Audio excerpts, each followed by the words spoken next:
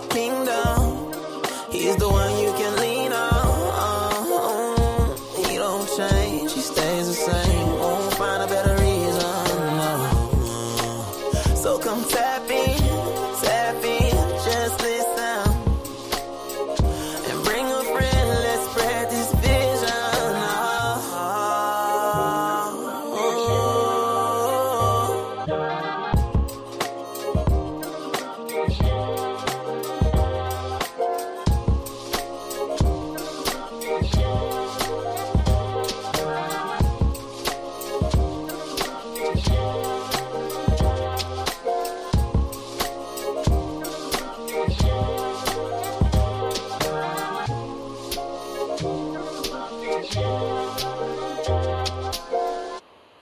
And shalom to each and every one of you. So glad to have you with us today. Shabbat shalom to those of you in place and in space. That is the Sabbath of Yahweh, our Elohim. We do trust and believe that all things are working together for your good and towards the glory of him who gave you life, and that is him.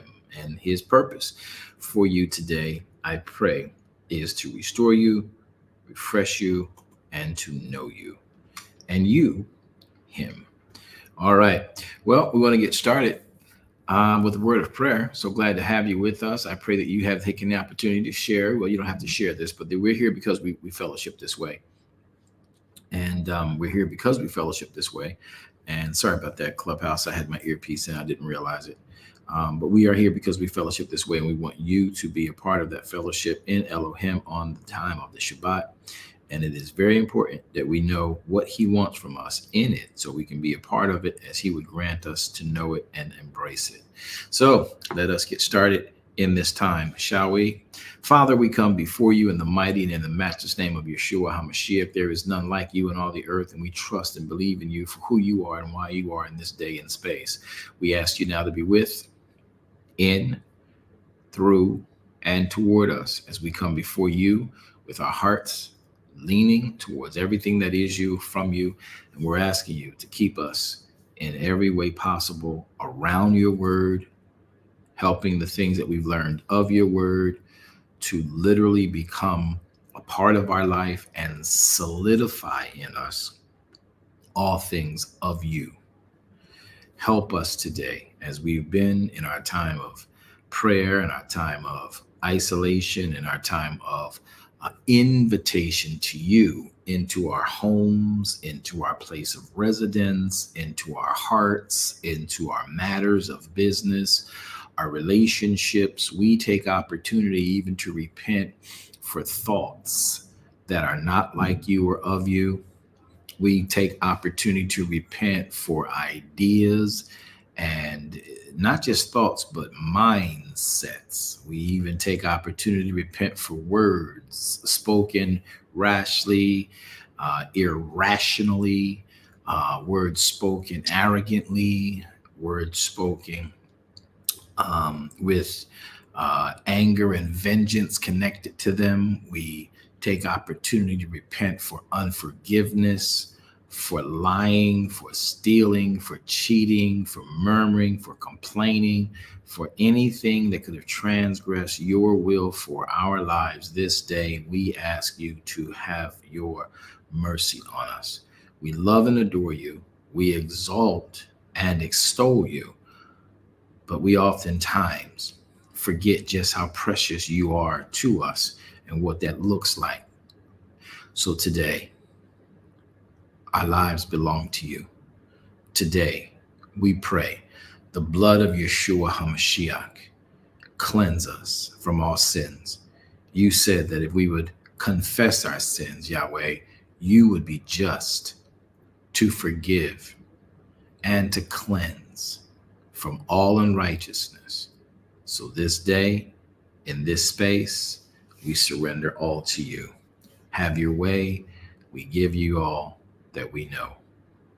You alone bring us peace. You alone bring us, in the Hebrew, the entire envelope of shalom. Thank you. Hear now our heart. Hear now our cry. Hear now our prayer. to know you, as we invite you, we invoke what we know of you, and we desire to know you better, hear you greater, understand you clearer, and walk in you bolder. In the mighty name of Yahushua HaMashiach, our Savior, who you sent to be our Redeemer, who gives us access to your grace, whereby we can come into glory and receive that grace in time of trouble, in time of need. And we don't always have to be in trouble to have a need. Sometimes we need to just grow, and your glory gives us grace to grow organically and desirelessly in the things of you. Today, we exalt you and we thank you. In the mighty name of Yeshua HaMashiach, we all say and we all pray. Have your way. Amen. Well, good to be with you all. How's everybody doing? It's been a week of events and scenarios and processes that we all got to go through. And in the day itself of Shabbat, everything seems to want you and your attention, but you got to remember, like we have to give Elohim the preeminence. One of the things we want to remember is how do we Sabbath? For those who've always asked us, Apostle, you talk about Shabbat all the time, but what's that mean? What's that look like? What that is? What it be? What it do? This is what Sabbath is, how you do it. Genesis chapter 2, verses 1 through 3. And we want to take you there with the quickness so we understand it.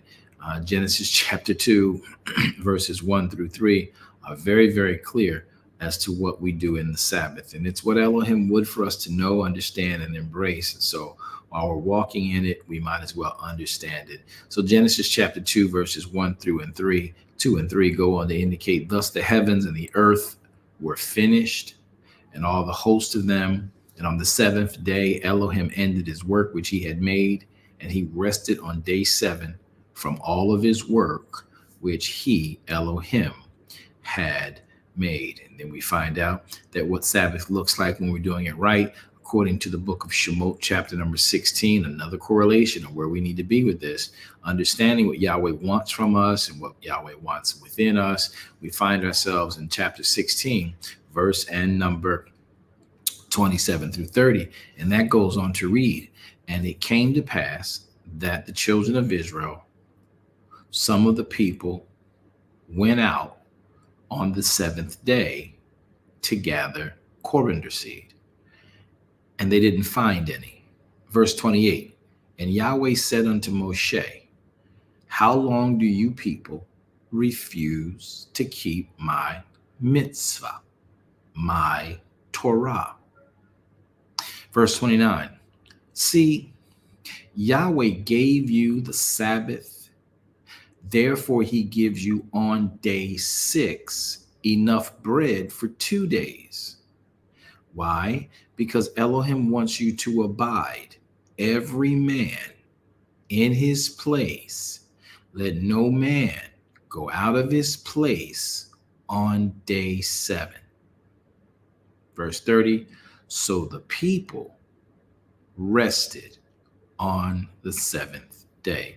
And this is an intriguing thing because people don't understand how significant that is, but this is how you Sabbath. You rest in your home on the Sabbath day. You don't go out of it. You honor the writ. You give him what he wants. And that's just really the way it works. But sometimes we think we know better and we tell Elohim, we're going to do it our way. So we're going to have church service on that day. And that's what God wants us to do. He wants us to serve him in church. No, he wants you to become the church and let him have access to you. Do not go out on day 7. You don't go to church on the Sabbath day. I know it seems to be customary and many people have thought you do it, but the writ is very clear. Many have not read that passage. You become the church. Let Elohim come into your home. Let Elohim come into your life. Let Elohim walk through the doors of your house and all up in your HVAC and all up in your man shed, your she shed, your man cave, your house, your kitchen. Let his presence have the preeminence in your space so he can bring glory and honor to that place that you and I know we try to live in. All right. So That's one part of how we actually Shabbat.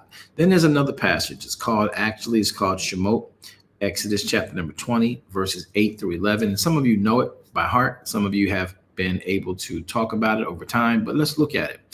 So Shemot chapter 20, verse 8 says, remember the Shabbat to keep it Chodesh. Verse 9, 6 days shall you labor and do all your work. Some of y'all need to realize that Yahweh made a command that on 6 days, in the 6 days, you are to work. There is a commandment that you and I work on day 6. There is a commandment that you and I work 6 days. Now, some of y'all got 5-day work schedules. Shoot, some of y'all got 7-day work schedules. But Yahweh commanded that man work for 6 days. Verse 9, 6 days shall you labor and do all your work. But the 7th day, that day is considered the Shabbat of Yahweh, who is your Elohim. Why would we not honor the day that is his? It's not a day that is just a day like the other days. It is a day that is the Shabbat of Yahweh, your Elohim. Verse 10 says, in that day you shall do no work. You nor your son, nor your daughter, nor your manservant, nor your maidservant, nor your cattle, nor your stranger that is within your gates. So that means in verse 10 that nobody is to be doing work at your house, not the plumber, not the baker, not the butcher, not the landscaper, not the electrician. Nobody is to be doing work at your house on the Sabbath. Not your son, not your daughter, not your dog. Well, dogs can't work, but y'all know. And this is what he says, verse 10, but the 7th day is the Shabbat, the day of rest, the day of repose that Yahweh has asked for. In the 7th day, you and I are to rest. No one does work on the Sabbath, not your son, your daughter, your man, your maid, your cattle, your stranger, or anybody who's within your gates. Verse 11 says, 4, commandment. 4, verse 11, in 6 days, Yahweh made the heavens and the earth, and we were made in his image. We were made in his likeness, right? So in 6 days, verse 11, Yahweh made the heaven and the earth and the sea and everything that is in them both. And then he took a repose, and then he Shabbat. He took sabbatical, on the 7th day. And he Kodesh that day. He hallowed that day. He made that day significant. He made that day holy. He made that day quiet. He made that day full of empowerment. He pronounced in that day certain things. If you pay attention, look at the screen. Look at the screen. On your right-hand side, I want to show you what it meant to literally have Yahweh make that day hallowed. The word hallowed is the word Kodesh. That is the word here on your right-hand part of the screen. It is the strong index word, H6942. Transliteration is Kodesh. Pronunciation is Kodesh. And you need to understand that it is a primitive root, meaning to be causatively, meaning to be make something, to pronounce something, or observe something as clean. Whether it be ceremonially or morally, it also means that in this Kodesh, there are appointments, there are biddings, there are consecrating of that time. There is a dedicating of that time. Sometimes it could mean a defiling, but the word hallowed is also there as well. It also means to be kept, to be, or to keep something holy, holier. Make it a holy place. I need about 10 people just to come off mic and say, my place on Sabbath is a holy place.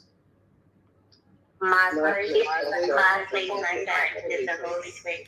And this is what we all need to understand and embrace about Kodeshing. So when he says the thing about Kodesh, as a primitive root, ceremonially or morally. It is, again, to appoint, to bid, to consecrate, to dedicate, to defile in some cases, to hallow, to be kept, to keep, to make holy, holier, make a holy place, to keep, to prepare, to proclaim, to purify, to sanctify, be sanctified, be a sanctified one. Somebody say in Sabbath, I'm a sanctified one. Somebody say, I'm Kodesh, I'm Kodesh, I'm Kodesh.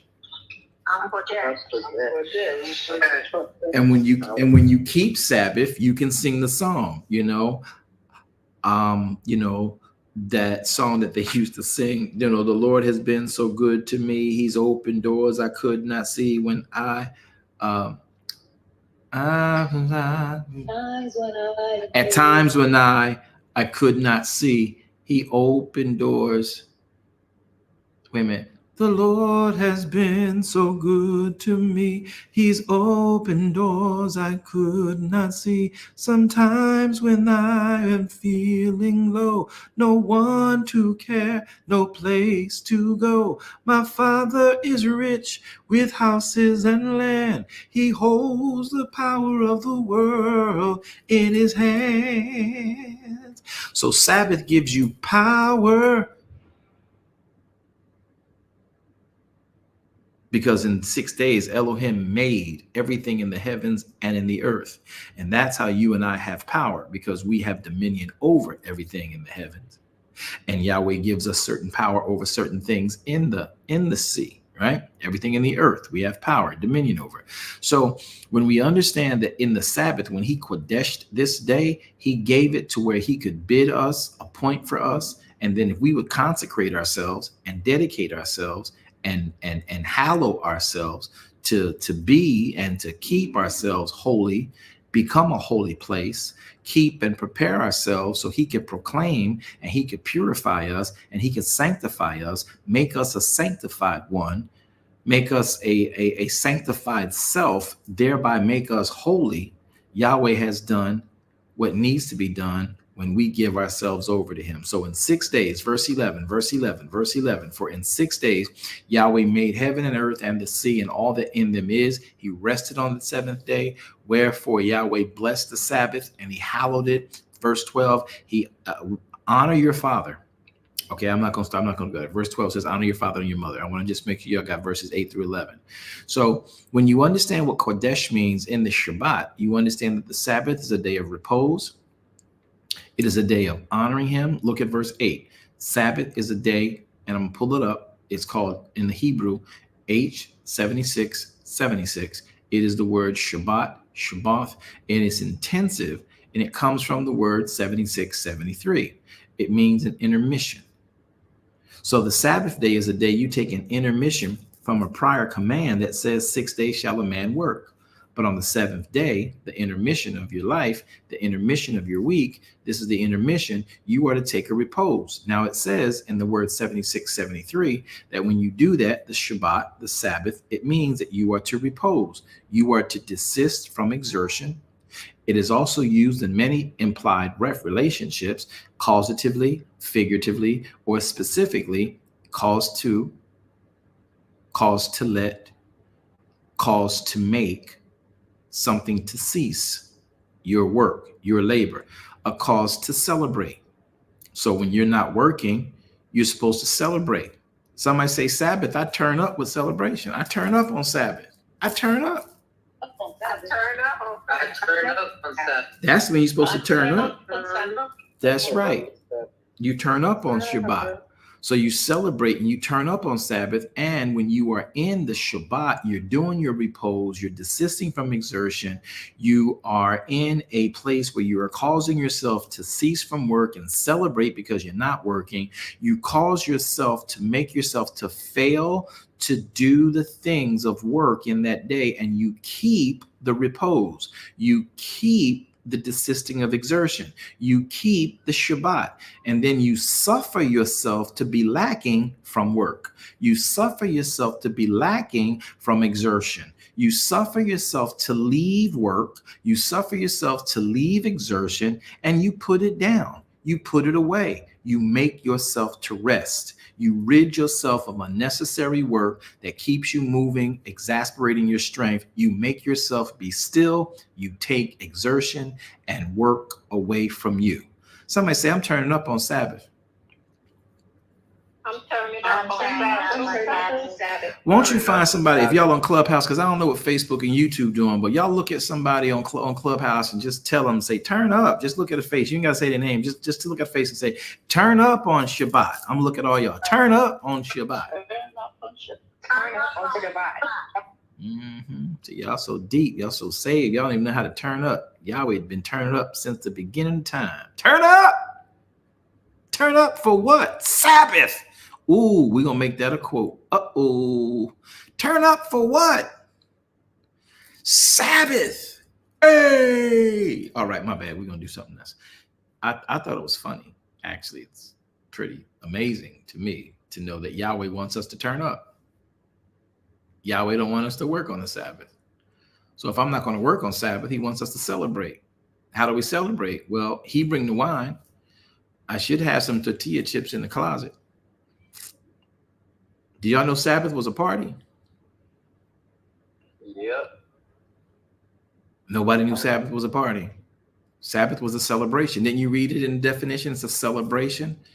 You cause to make yourself to celebrate, and you desist. You take a sabbatical. That's what Sabbath is. Yeah. All right. Let me keep moving because I don't think they're finding it funny. But I'm going to turn up. You ain't got to like it. I'm turning up on Shabbat. That's right. In my home, Yahweh's the invited guest. He comes in. He tells me what his word is. Watch this. He brings me new wine. Yeah. Sabbath, you can get drunk in the word. Did y'all know that? Because he turns water, the word, into wine. Something that is going to change you. Y'all didn't see that metaphor? Okay. All right. But I'm going to turn up on Shabbat. How about you? I'm going to stop working. I'm going to lay down my troubles. Going to lay down my burdens down by the riverside. I'm going to take Shabbat. Because, at the riverside, you're supposed to be a tree planted by the rivers of water. So you lay down your labor there and you be planted there by the rivers of water. And that means that your leaf will not wither, and whatever you decide to do, because you did not do what the world did, you will and you can prosper. I'm just going to put that out there so somebody might see it. Maybe you didn't catch it, but we're going to turn up on Shabbat. How about that right there? All right, let's keep it moving. So now that you understand what Sabbath is and turning up, Shemot chapter number 12, verse 11, verses 8 through 11, you also want to remember what Yahweh talks about with the prophets, because he said, Yeshua said, I didn't come to destroy the prophets.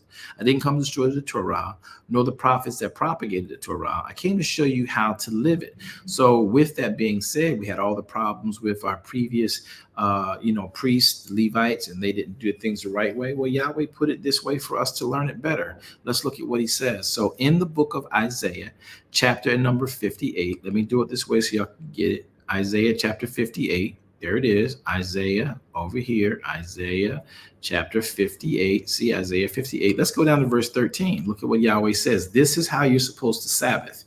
If you turn away your foot from the Sabbath, if you turn away your foot from doing your pleasure on my holy day, meaning getting dressed in your lime green and your fuchsia and your black and yellow, and your hat, your little church hat, and your heels and your alligator lizard and fake serpent skin, snake skin shoes, and putting on those funny how the stockings always rip.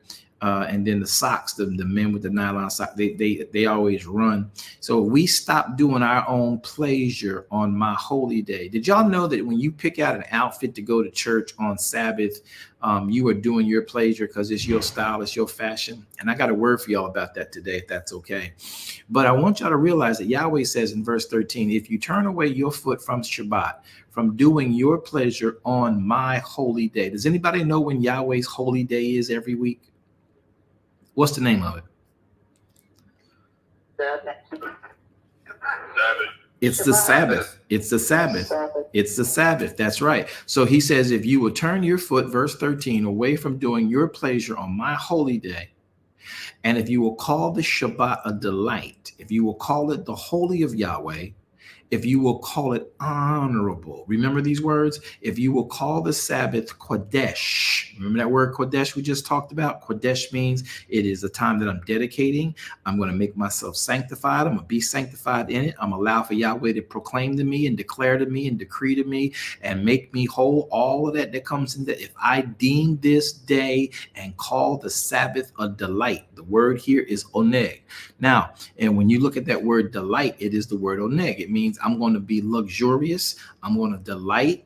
It's going to be pleasant for me. And I'm going to be in that day luxurious. Somebody say, I luxuriate in Sabbath. Can y'all say that like y'all mean it? Y'all, I'm going to say it like I mean it. I luxuriate in the Sabbath. Mm-hmm. Oh, how good and pleasant it is for brethren to dwell together in unity. You and I tie with Elohim in luxury. It is a pleasant thing. But this word oneg comes from the word 6026 as well, and it means to be soft. That means that when I deem the delight, when I deem oneg, I deem it that I become pliable to Elohim. I can't be hard-headed in the Sabbath. I can't be hard-headed in the Sabbath. I must become soft. I must become pliable. I must become, as they say, in a sense, luxurious. I must become delicate. I must become a delight, and it must be delightful to me. I must sport myself, love towards Elohim in that Sabbath. It is a place of oneg. And that is where Elohim says, look, when you call Sabbath oneg, I want everybody to come off mic. Everybody come off mic. Everybody come off mic and say the word I oneg in you, Yahweh.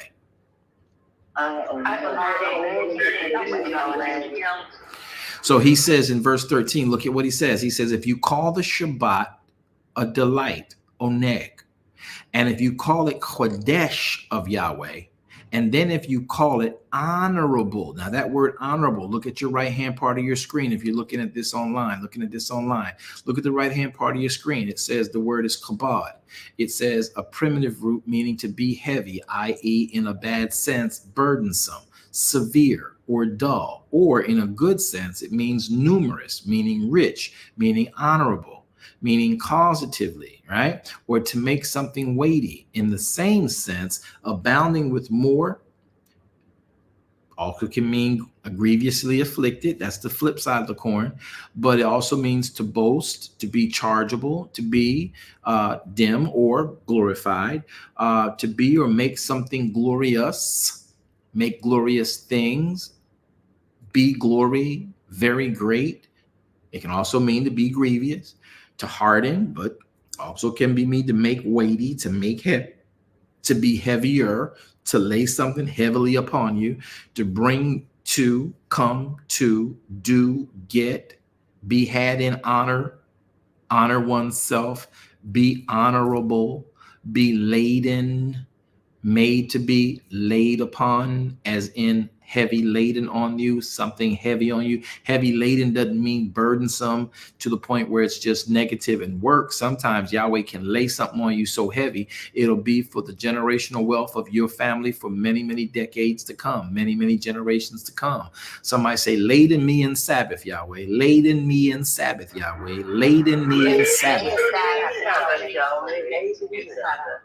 And so when Yahweh does this, he ladens us in the Shabbat. That is what it means to be kabod. And therefore, he says in this place, he lets you know, watch, look at laden. I'm still over here. Look at the right part of your screen. Look at the right part of your screen. Look down to where you see the first X. It says chargeable, X, be dim, glorified, to be made glorious, glorious things, glory, very great, be grievous. It can be hardened, be make heavy, be heavier, lay heavily, bring to, come to, do, get, be had in, honor self, be honorable, right? Man, laid by more than laid. That X means extra. Extra more be laid. That means that's the blessing on blessing. Y'all got to catch that. Make self many. Wow. So you mean in Sabbath, I can make self many. Yahweh does this in Sabbath. When I honor him, when I kabod him, he can make me many different things. Makes me noble, makes me prevail, promotes me to honor, makes me rich. Oh, you ought to know all this was in that? Okay, we're going to stop right there. So verse number 13 again says, if you turn away your foot from Sabbath, from doing your pleasure on my Kodesh day, call the Kodesh Oneg and Kodesh of Yahweh, Kabod, and if you will honor, Kabod him, by not doing your own ways, nor finding your own pleasures, nor speaking your own words, then shalt thou be found as delighting yourself in Yahweh. And Yahweh says, he will cause you to ride upon the high places of the earth. Yahweh will then feed you with the heritage of Jacob, your father. For the mouth of Yahweh Sabaoth have spoken it.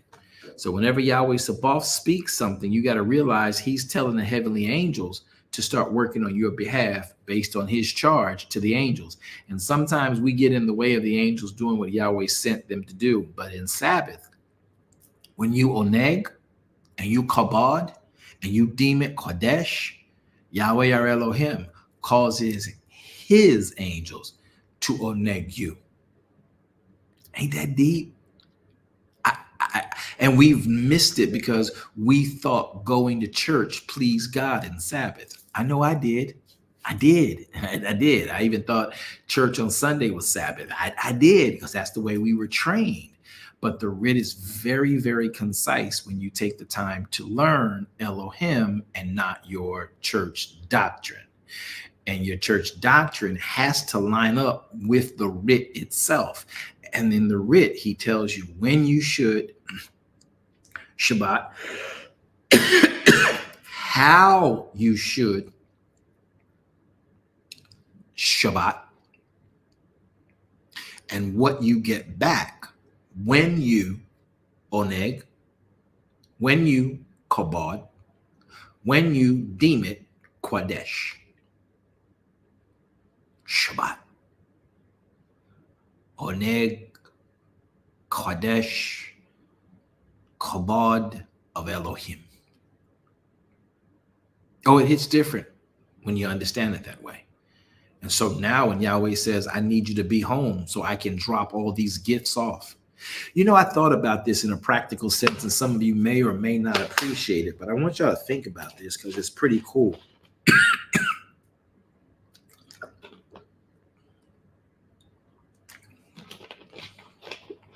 I want you to think about this because it's pretty cool. If Yahweh is coming to bring blessings to me, and he has blessings for my house, and he says, don't leave your house so I can produce and create blessing and bring blessing to you every seventh day based on the phasing of life you're in. Every one of us go through phases in life. And in those phases of life, he who gave us life knows how to feed us in those phases. Some phases you don't need to eat. Some phases you only need to eat protein. Some phases you only need to eat, complex carbs or, simple carbs. Some phases you need to work hard. Some phases you need to rest, right? Sabbath. And only Yahweh, who gave us life, knows how to fix life in its phases for our good. All things work together for good to them who love Elohim and are called according to his purpose. So Sabbath is according to his purpose, because when humanity was first made, Elohim made man to do certain thing and then taught man in Sabbath how to do the thing. So clearly man was made in his image. And when man honored the Sabbath, took the instructions of Elohim, called all the plants what they were, called all the animals what they were, called all the creeping things what they were, called all the birds what they were, called the clouds and the sea and the heavens and the waters, all the things that they were, every fish what it was. And then he would do this because Elohim would instruct him, but he instructed him in the Sabbath. Therefore, all things worked together for good, because Adam was following Elohim's charge and Elohim's command. Now, this is where it becomes extremely beautiful for us. When we come into Shabbat, Elohim says, I have blessings for your house. You need to be home like you home for Amazon. Some of y'all will stay home for Amazon and stay home for Minister Walker, Apostle Walker gonna get me, but I'm gonna mess with her. We will stay home for what's that, CHN? What's that? Home Shopping, HSN, Home Shopping Network. We will stay home for that, for the post office, before we stay home for Elohim. Some of y'all will stay home for daggone Santa Claus before you stay home for Elohim on Sabbath. And Elohim is bringing blessings to your home.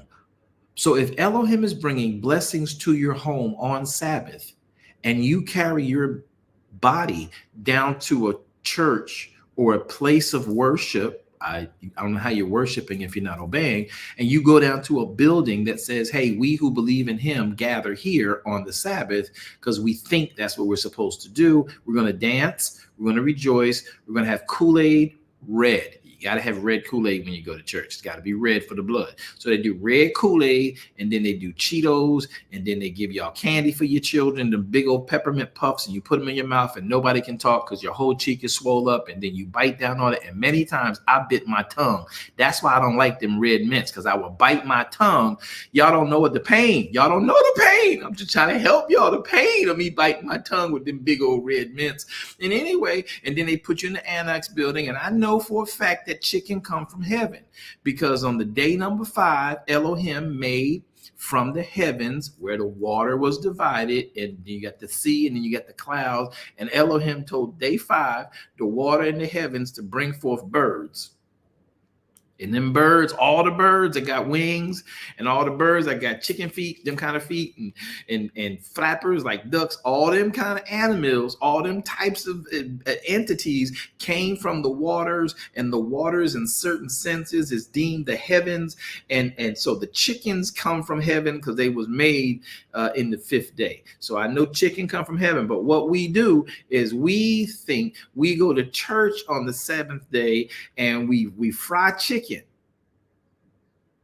We just put heaven on fire like that. It's just so inhumane. It's just so it's just what humans do. And then we go in there and we put some potato salad with it.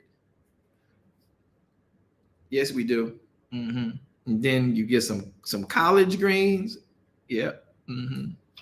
Nice. See, I wasn't hungry until you talked. And listen, here, and this is where we made the mistake. Now I told y'all we're supposed to turn up on Sabbath, right? But instead of turning up on Sabbath at home, we cook the turnip greens at the church in the annex building with the chicken and the potato salad. And then we bite our tongue on the mint because we're trying to get rid of onion breath. I'm just putting it out there for y'all to realize how we was messing up Sabbath when it was supposed to be blessing us. So now when Yahweh says, I got blessings for you, I'm proclaiming, bidding, giving, blessing you with blessings for your house on Sabbath. And if you've carried yourself down to the annex building, to the church, because y'all down there having a party, together, and Yahweh said, do it home, don't no man leave his house, but y'all down there at the church in the annex building listening to the man preach and teach, and listening to the workers work on the drums, work on the keyboard, work on the organ, work for ushering, work for parking. Somebody say work. Work. That's what y'all doing down there. Work on the Sabbath, thinking you pleasing and worshiping. Work is not worship. And when you doing it that way, you're not doing it his way, because he said, stay home. No man leave his house on the 7th day. So the people rested on the seventh day. But we got ourselves in a situation where we would go down there because they had all these little cute things for the children. Then they got the Sunday school and what is, so we just thought we were supposed to go to service on the Sabbath and go down there and dance and sing and cry and lay down by the pulpit and singing stuff. And Yahweh's like, look, I got this package for you, but I need you home to receive it. Because if I deliver it to you, I know where you are, but I can't drop it off to you at the church because you'll drop it carrying it back home. It's too much for you to handle in your hands. So I'm going to be your burden bearer. And if you go home, everything I got scheduled for you in this phase of life, I'll drop it off by forklift. But if I'm dropping a forklift off of deliveries for you, how are you going to carry that, taking it back from the church, talking about I got just what I wanted from the Lord because you was in church? No, Yahweh needs to drop off what you need at your house, and he wants to make a special personal delivery to make sure you got everything intact. Anybody ever had somebody drop something off and they forgot stuff and the truck had to go back? Well, when Yahweh brings his delivery on Sabbath and your butt is home, he is dropping everything you need right there to make you full. He's going to heavy lade you. All those words you just read, all those definitions of those Hebraic words, Oneg, Kodesh, Kabod, all those words, Shabbat, he's going to bring that stuff and he's going to deliver it. Not the preacher, not the prophet, not the psalmist, not the guest speaker. Elohim. He comes to your home and he's always bearing gifts. So when you talk about Shabbat, you understand Sabbath in its proper text. Yahweh wants you to be there when he brings stuff over. But if you got to go down to the church, and when he gets down there, when you go down to the church, he's sitting at your house waiting like a delivery man to deliver this to you, but you ain't home.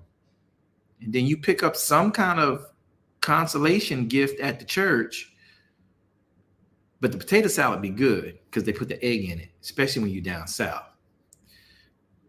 But the turnip greens, they be questionable sometimes. I realized he didn't mean turnip greens. He meant turn up so he can keep your leaf green.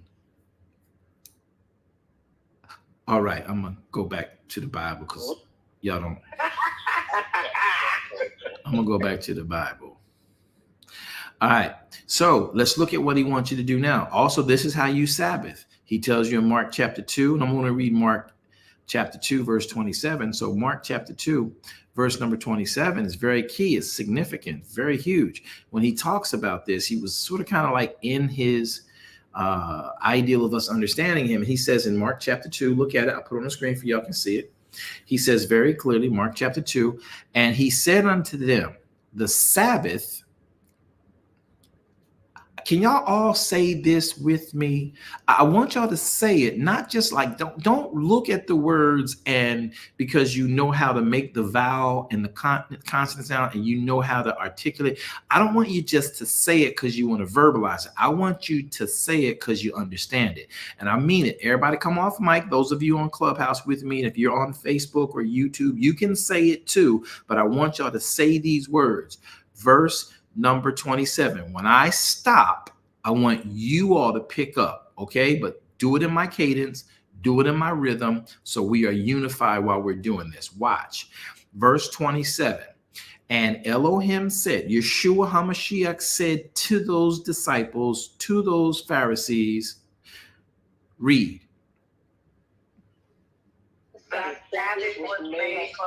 Pause, okay? Pause. Everybody say it again. When I stop, I want y'all to pick up and say that phrase. Ready? 1, 2, 3. And he said unto them, read. All right. So the Sabbath was made for man and not man for the Sabbath. So for those of us who did not understand this and didn't get the memo, here's the memo that should have been mailed to you the day you got saved. Your orientation into salvation should have said the Sabbath was made for you. You're not made for Sabbath. So if the Sabbath was made for man and not man for the Sabbath, those people who are over the church telling us that we're supposed to be at the church because that's what keeps us secure in God, that's what Roman Catholicism did. And we sort of kind of bit the whole thing and drank the whole cup of Kool-Aid, and it wasn't red. I think it was like lime or something like that. But if it had been red Kool-Aid, y'all would have believed it. But so you wouldn't have believed it. So here's the catch. You got to realize that the Sabbath was made for man. Boy, what a great trick the enemy did to us through religiosity and had us not home when what was made for us in Sabbath was being delivered. So what was we picking up at church? A whole bunch of familiar spirits when the spirit should have been with our family at our home. Maybe we wouldn't have been so divided, so divisive, so contrary, so unforgiving, so combative, so depressed.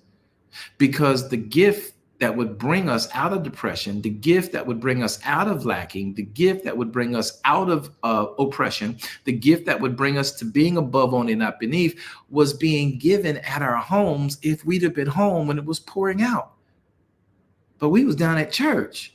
Some was pouring on us, along with bad breath and speech, spittle, and judgmentalism, and loud music that made us have to close our ears, and talking about the drummers hitting the cymbals too loud and the keyboards music is up too high. Can y'all turn down, the speakers? And half of y'all had to check your hearing for some time because we was just doing so much in church. But Yahweh is like, if you are in him, you're in home when he's bringing these blessings. It's right here. The Sabbath was made for man, not man for the Sabbath. So we made it seem like man's supposed to come and do what the church need done and go and do at the church what's supposed to be done at the church, because that's what God. No, that ain't it. The Sabbath was made for man so Elohim could bring what man needed. Elohim could man his church, his tabernacle, not made by man's hands. That's me. That's you. That's us. That's kingdom. That's humanity. That is Elohim making us in his image and waiting for us to come and invite him into our homes on Sabbath so he can bring the blessings. Remember when it says, when the praises go up, the blessings come down? I want to make it clear to you. We've been saying it wrong for so many years. It's not when the blessings go up, the praises go up, the blessings come down. Our praise to Elohim is when we honor, worship his word. And when we worship his word, we're giving him praise, saying we're here because we believe your word makes the difference, right? And when we do that, we're praising him. And when we worship, praise him, he doesn't throw blessings down from heaven. He brings the blessing down to us himself. He inhabits the praise of his people. So when we in Sabbath in order our home, and because we're home, we're worshiping him, we're praising him, he inhabits our praise. You cannot repurpose you going to church on Sabbath and saying where two or three are, you going to church on a Sabbath that's not a Moedim, and saying when the two or three come together in the name of Jesus, then he's in the midst of us. No, you can't repurpose that. You and I, when we praise Elohim, when we worship Elohim, it means we obey his word. When we set residency, when we're in our residence on the Sabbath and we don't go to church, we don't do our own thing, we don't seek our own ideals, he then comes and brings the blessings for that phase, brings the empowerments, brings the new strength, Yahweh Uzai, brings the healing, Yahweh Rapha, brings the attorney and the counselor, Yahweh Nisi, brings the righteousness, Yahweh Sidkenu, brings his holy angels, Yahweh Sabbath, brings his strength. All that he brings, it comes when we are honoring him, and he's attracted to it. When we praise him, he comes down. He don't send blessings down. He's the blessing himself. And then when he sees you, he's in your phase, he's in your space by your permission. He doles out everything he now sees in your house, in your home, in your relationships, in your finances, in your health, in your mindset, in your ministry. He sees what you don't have, and he starts filling, blessing, empowering, encouraging, building up your world. Man, I wish they'd have taught me this 42 years ago. I promise you, I'd be different. Let me keep going. Let me keep going. So Sabbath is made for man. I want everybody to say it. Can we get that together?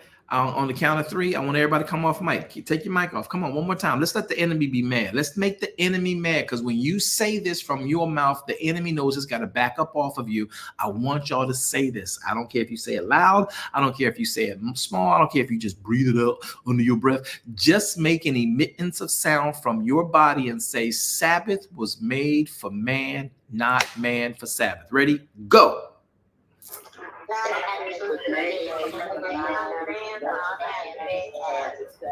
And whether you realize it or not, and if you are home in your space or wherever you have set residency in compliance and order to Elohim, Elohim is now prepared, or you've let him know, I am open, and you have been for hours. We're at the end of Sabbath for most of us, but you are open to receive all that Elohim has for you, and you ain't got to carry it home, drag it home, drop it home from church. You're already home where Yahweh can bring that order safely to your door, put it in your garage, stuff it in your cupboards, put it in your front room, fix the towels, change everything for you, that you have what you need in this season going forth. Some stuff you won't even identify until the week starts going, because you never know what you're going to need, but Yahweh does. He knows what you got need of. And when you are orderly, and when you are in compliance with his instructions, and he sees you worshiping him, i.e. praising him, he inhabits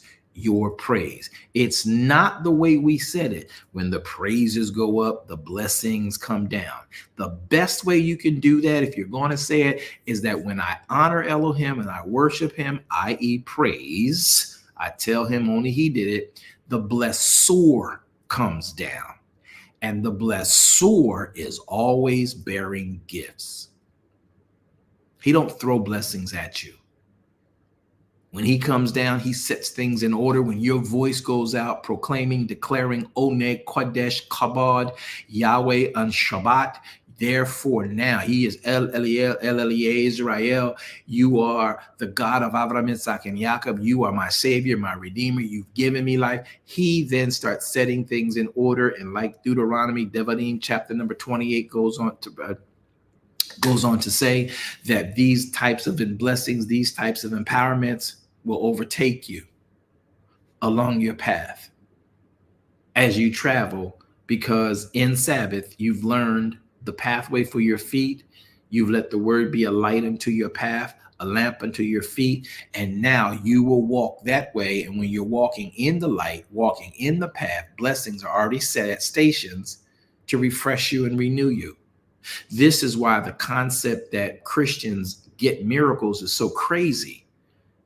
Because Christians, or pardon me, we say Christian because I know that's what everybody uses as a phrase, but a believer in he who hung on the cross, you don't depend on miracles. The miracle was that you were forgiven for the mess you did by the blood of Yeshua.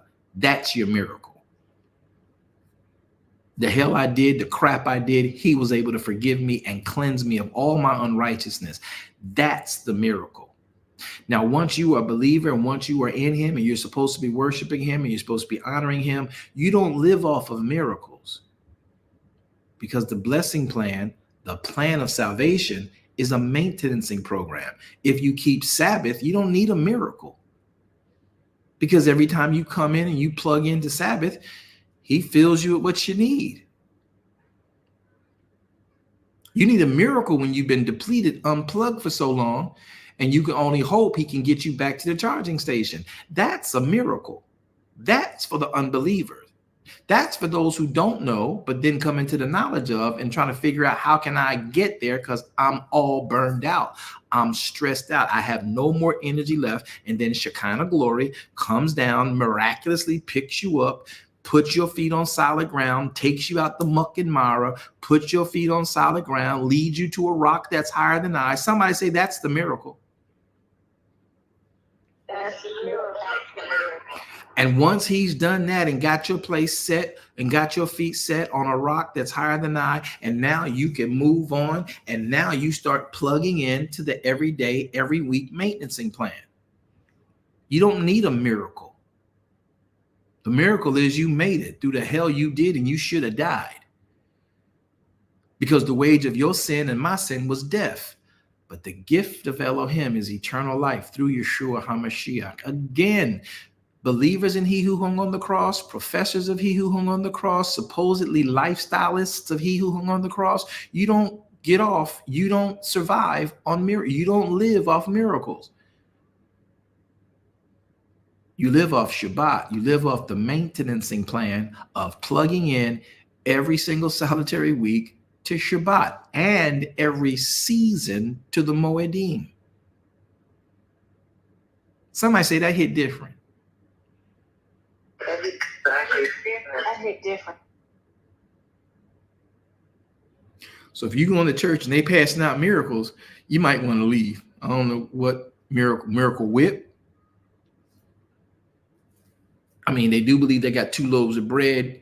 And quite frankly, miracle whip with 2 loaves of bread and 2 fish pieces, I can rock with that. I don't know if that's really going to keep me, but I know it'll hold me over until dessert. You know, bread, fish, and mayonnaise. I like the mayonnaise. Miracle Whip. That's what it is. Okay, Miracle Whip. I don't know. I'm just putting it out there in case y'all was curious. All right, that wasn't funny. Okay, so let's move on. Well, if I can't get greens, I'll settle for the Miracle Whip.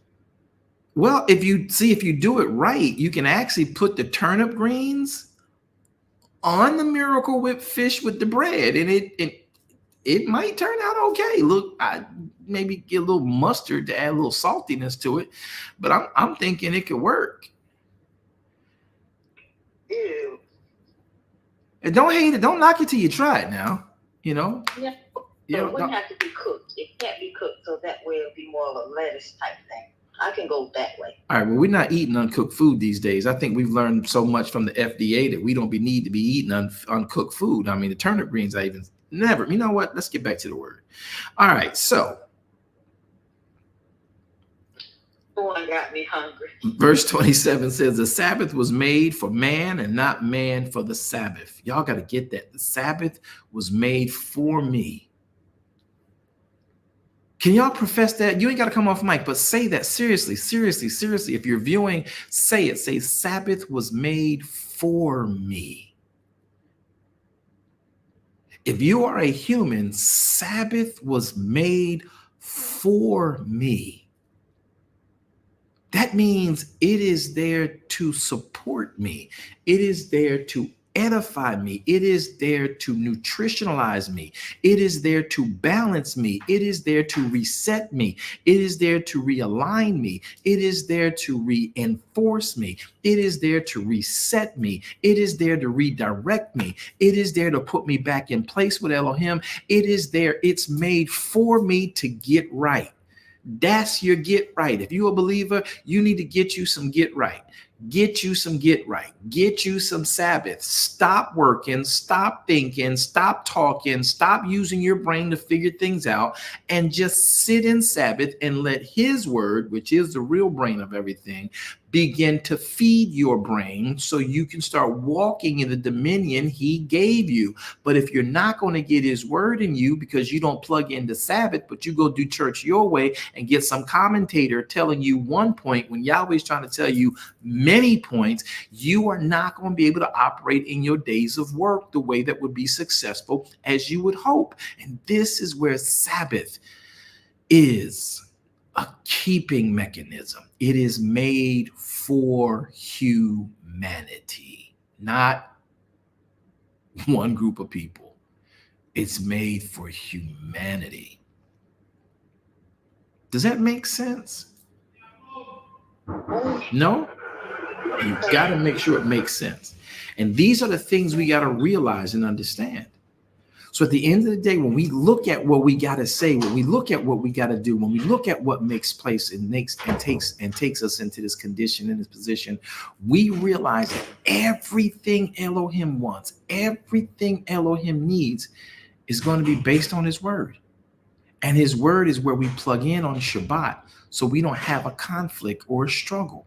Every part of his way, every part of his will, every part of the direction for humanity is doled out in every week's Sabbath. That's the issue.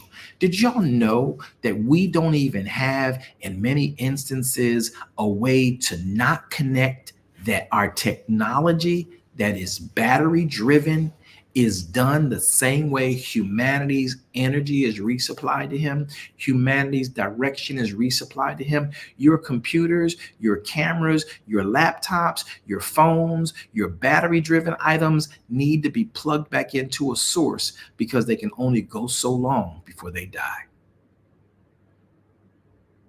That was good. Awesome. Everything in this earth that we create or we invent, or more importantly, we discover, Elohim already showed us how it's going to work. You have to rest on day 7. So it means that you have a 6-day battery life.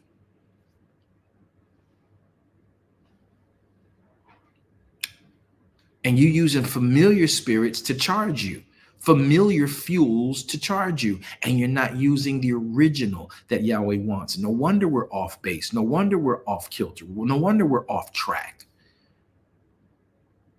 You got a 6-day battery.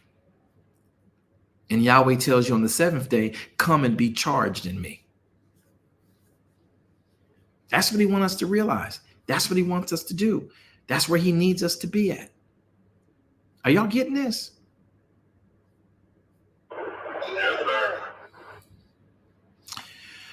Sabbath is for me.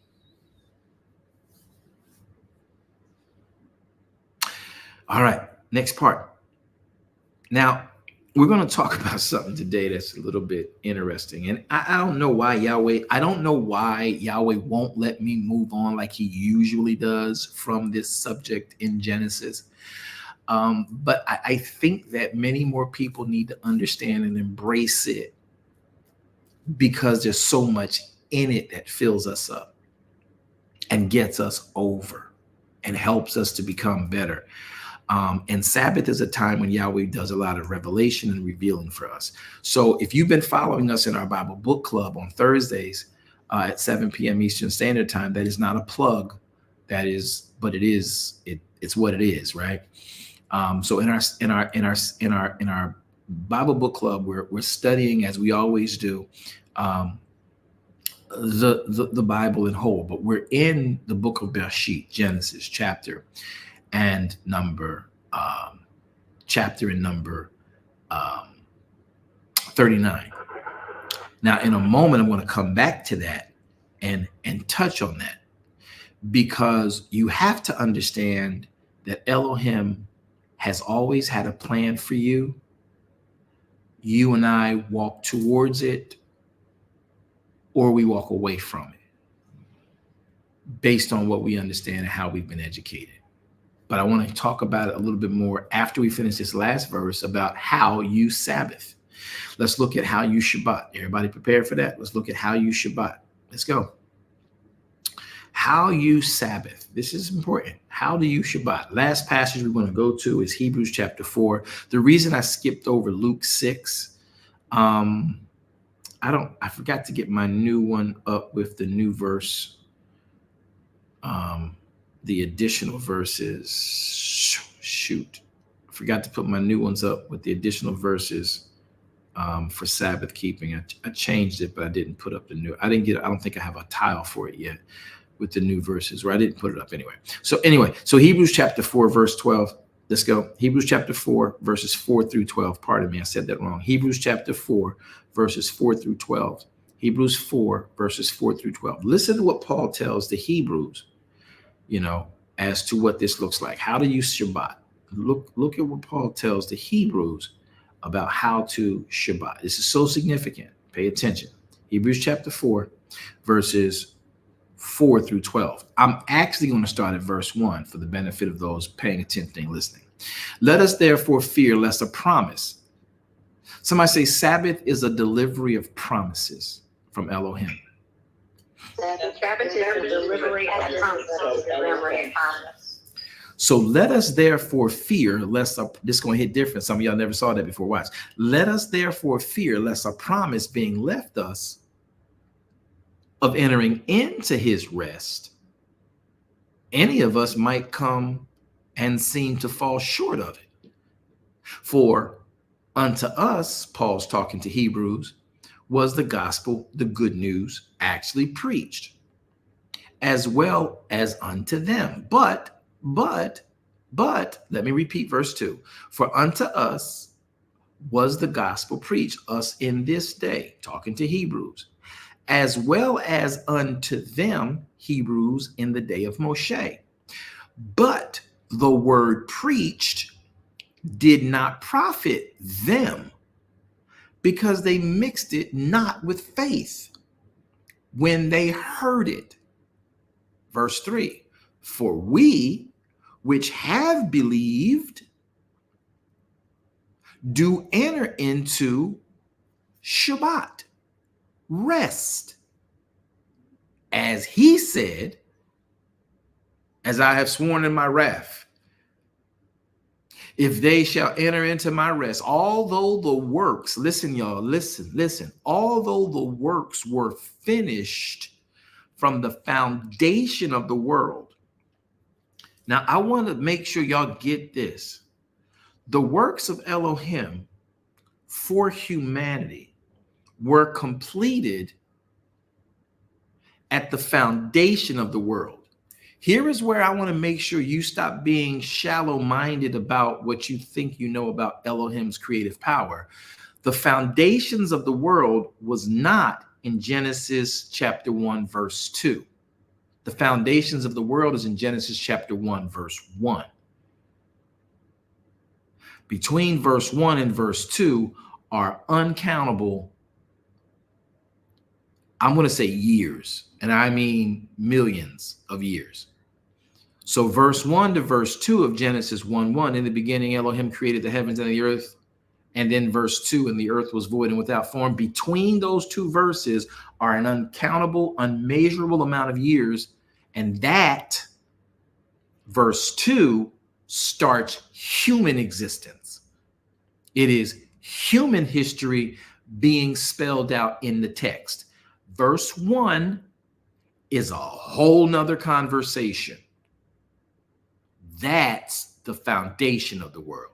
So before verse 2 kicked in, verse 1, millions and billions of years prior, the foundations of this world you and I are living on, rocking on, was already, everything was put into it. Did y'all know that back then at the foundation of the world, there was already gamma rays, there was already microwaves, there was already 5G, 3G, 2G, whatever other G they come up with. There was already all these different things that they're picking up in the atmosphere and sending aluminum up on chemtrails to try and trap and concentrate so they can get a stronger signal. All that stuff already existed. I hope that hit different and punched you in the gut like it did me. Because we declare as humans, we invented this stuff.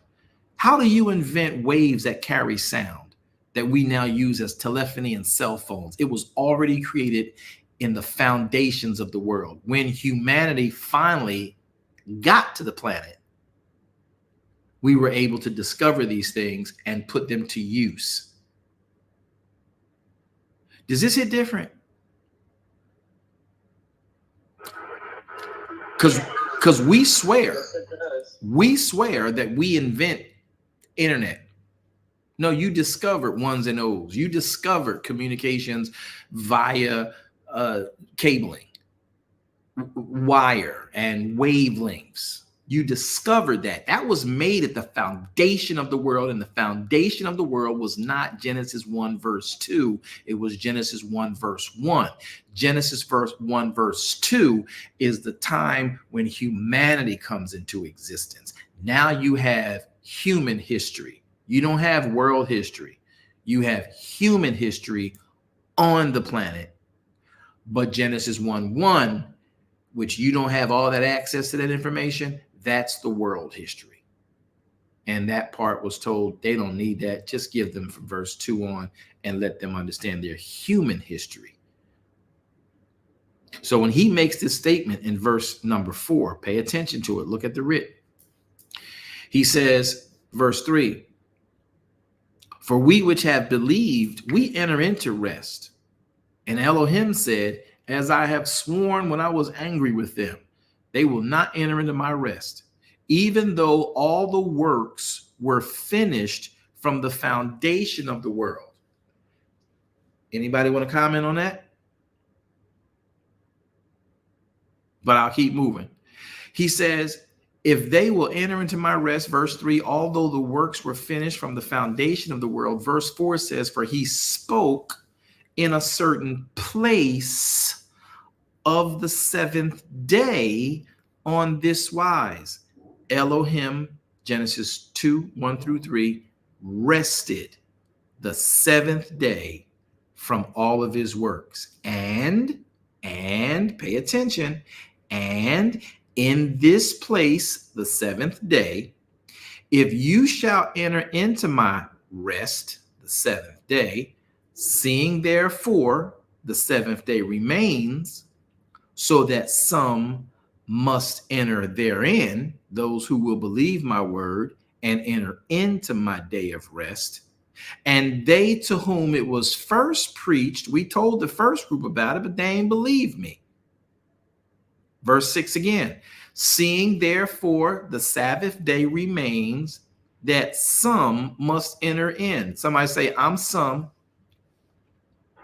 I'm some. Check my board, mods. Say, I'm some. I'm some. Seeing therefore it remains that some must enter in. Let me read verse 6 again. Read it in context. Seeing therefore that the Sabbath day remains, that some must enter therein. And they to whom the Sabbath was first preached did not enter into it because of their unbelief. Verse 7, look closely. Again, Elohim limiteth a certain day.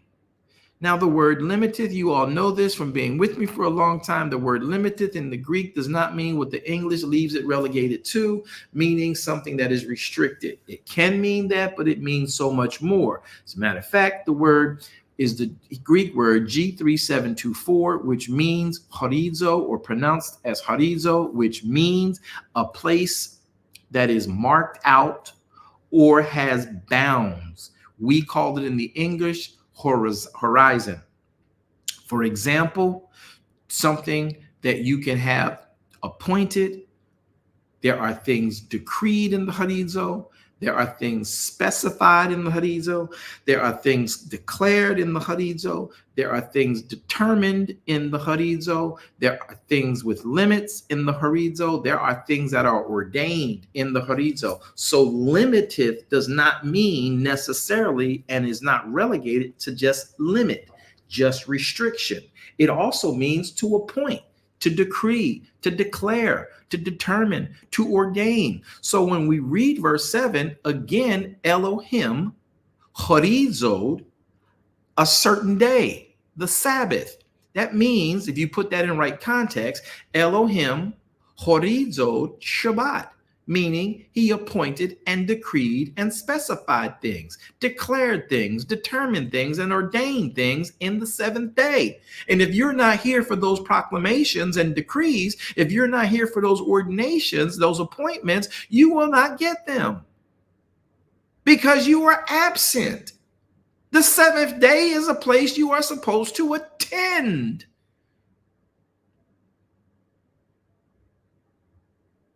He tried to get us to understand it. He even used King David to help us to see it in a practical sense. And King David said, today on the Sabbath, after so long a time, as the Torah has said, it is written, this day, Sabbath day, if you will hear his voice on the Sabbath day, harden not your hearts on the Sabbath day. See, when Yahweh, look at verse 7, because many of y'all you really, you're reading it, but you're not seeing it. And I want to make sure you catch it. And it sounds almost condescending to say it that way. And I'm not trying to be condescending. It's just my time of study has already been where I'm trying to get you to. Verse 7 says, again, he limiteth a certain day. He horizo the Shabbat, saying in King David as an example, in the Shabbat, after so long a time, as it is said in the Torah, today, the Shabbat day, if you will hear his voice and harden not your hearts. Now watch, verse 7 stops. Verse 8 starts a different conversation. Again, verse 7 stops. Verse 8 starts a different conversation relative to the subject matter. So in verse 7, again, he horizo, he declared, he determined, he decreed, he appointed, he ordained stuff in the seventh day, the Shabbat. But you can't get them, watch this, unless in the Sabbath you hear his voice and you harden not your hearts to what you hear in the seventh day. Boom! You still want to go to church in the seventh day, or you want to stay home and let the word open up in your life and let the word speak to you about what you need in this phase of your life, because you are fearfully and wonderfully made. You are not to be going down to sanctuary to get a cookie cut word. You are fearfully and wonderfully made. Your circumstance is completely different from mine. And if you hearken diligently unto the voice of Yahweh, your Elohim, in the seventh day, he can horizo into your life from the Greek. He can limit, he can decree, he can appoint, he can declare, he can determine, he can limit, he can ordain things in your lives. If you will, Isaiah 58, 13 through 14, harden not your hearts, or more importantly, not turn your foot away from Sabbath by doing your own pleasure on his holy day. But if you will oneg, kodesh, and kabod, that day, Yahweh will begin to ride you upon the high places of the earth. Yahweh will then feed you with the heritage of Jacob, which Jacob got because he obeyed Elohim and the blessings, and you and I will not have a problem. So when King David tried to give this a voice, he said in verse 7, today, as written in the Torah, in this day of Shabbat, as it is said, today in Shabbat, if you will not bring your own words, but let his words be the words you hear, and then harden not your heart from those words you hear, Yahweh will do great things. He will declare, he will proclaim, he will decree, he will ordain things in your life that man cannot alter, man cannot shut, man cannot close down, and Yahweh's got your back. And believe me, brothers and sisters, I am not tripping. This thing is so real. But what happens is we think that just because we get around a bunch of people in the church and get emotionally connected to some music, and somebody gets in their emotions and speaks these good sounding things over our lives, that we have now had Elohim declaring things in the atmospheres for us. It's not true.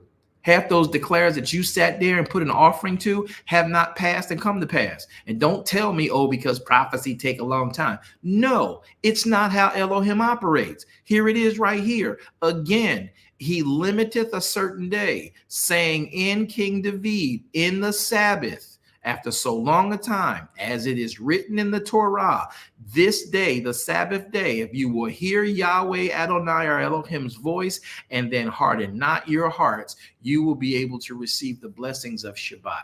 And the people that it was first preached to didn't do this. That's why they didn't receive it the way that it was designed. You and I have opportunity. David tried to be a witness for us. Yeshua is also trying to be a witness for us. But Shabbat is something you and I have to honor. And that's where the blessings of Elohim come from, that chase you down and hunt you down. It's not going to be some prophet standing up in front of you, some preacher under the anointment, speaking over you, screaming at you, spitting on you with really bad breath, giving you halitousness and telling you God going to do this for you in your future. That's not how Elohim works. You got to sit and talk to him yourself.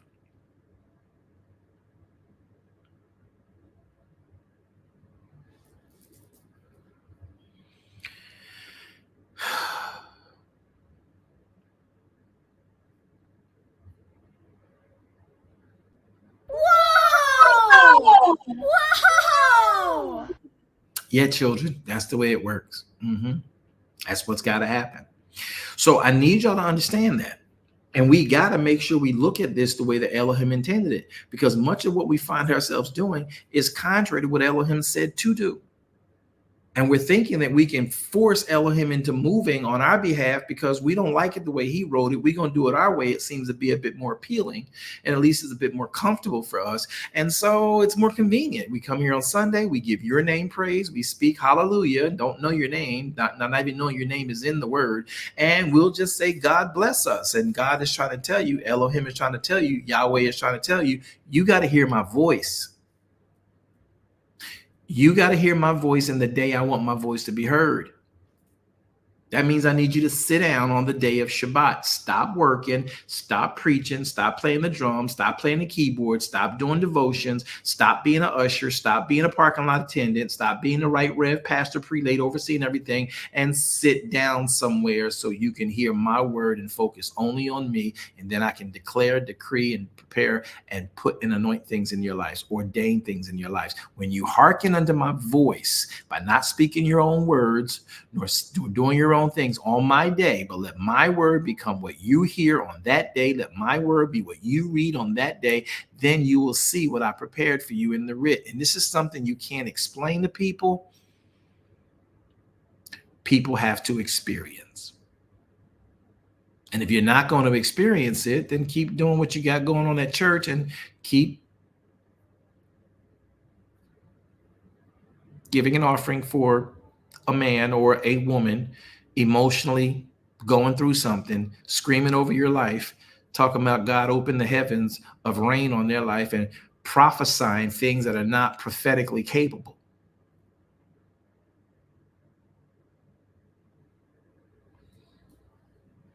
I like that. Can you repeat that last statement?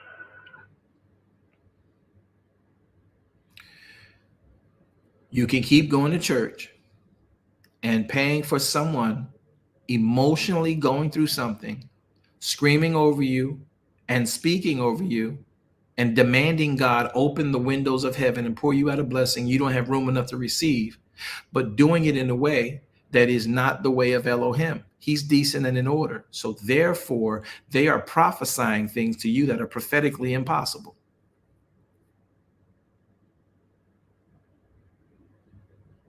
Yahweh's decent and in order. Not because you caught the spirit. We don't know what train ride that is. You might want to let that train pass until you sit down at the station and wait on Yahweh.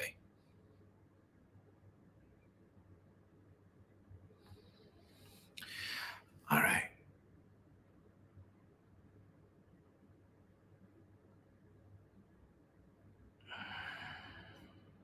That was good, Apostle. It's awfully quiet.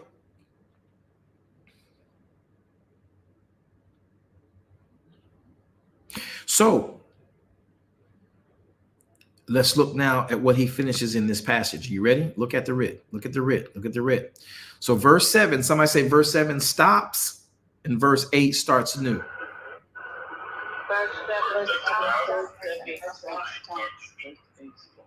So when we embrace what Yahweh is trying to tell us and teach us and share with us and show us, you find yourself operating in his programming, his way. Now, I need to make this sort of kind of very clear for everybody's knowledge. Verse 8 says, because everybody thought, even in Paul's day, that Yeshua was their Sabbath. So Paul had to make it clear. Forget what you heard. Let me show you what we know. If Yeshua was what gave the people rest, then Yeshua, verse 8, we are in Hebrews 4, verse 8. If Yeshua had given the people rest, had given the people and been the people's Shabbat, then would he not have afterwards spoken of another day? Let me say it differently. If Yeshua was their Sabbath, he would not have spoken of another Sabbath.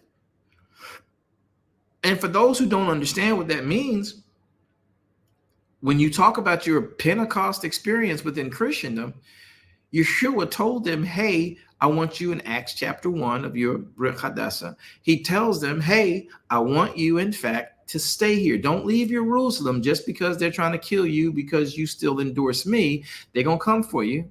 They're going to come for you. But don't leave Jerusalem yet.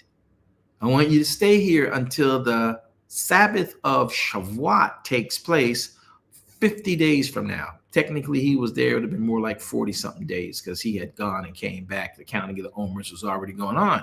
But he says, don't leave Jerusalem. So for a few days now, then a couple of days, the Shabbat is going to come. The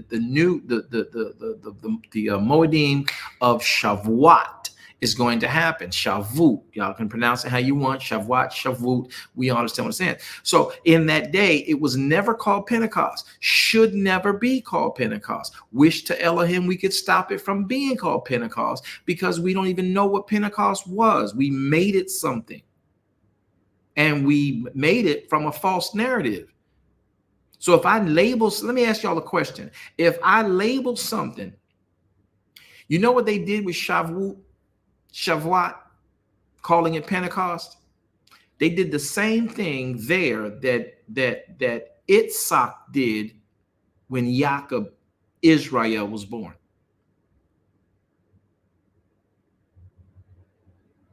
They mislabeled the boy's actions and called him Jacob because they saw his hand grab the heel of Esau, who wasn't supposed to be out there yet.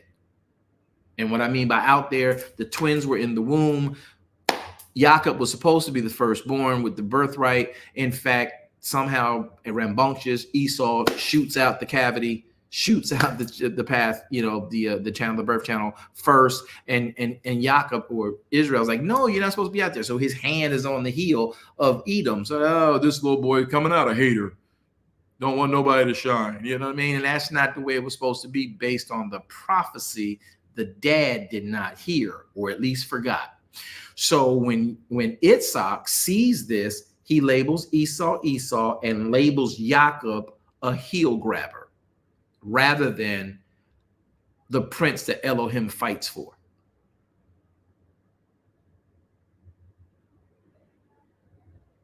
So when we look at what happens here, the Sabbath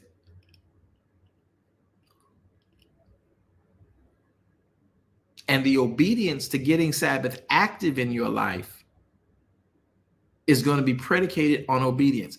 When we disobeyed Elohim and called Shavuot Pentecost within Christendom, because no Jew, no Judaism, no Messianic Judaism, no Kabbalist calls Shavuot Pentecost unless they're trying to exploit Christians.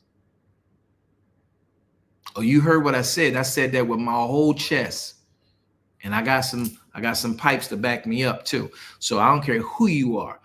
No true Jewish individual, Torah observant individual calls Shavuot Pentecost unless they're trying to extort Christians who's so gullible, think they know something, and they will use and extort that literally to as far as they can ride that horse. Because Shavuot does not mean Pentecost. It does not mean what Pentecost promotes. So like Yitzhak, they mislabeled Israel. So now Roman Catholicism came in. Y'all let them name Shavuot Pentecost because of the 50 days of the counting of the Omers, and then all the other supposed prophetic things about the 50-year Jubilee and all that stuff that you miscontorted and got it all screwed up. And now you got people thinking the wrong thing.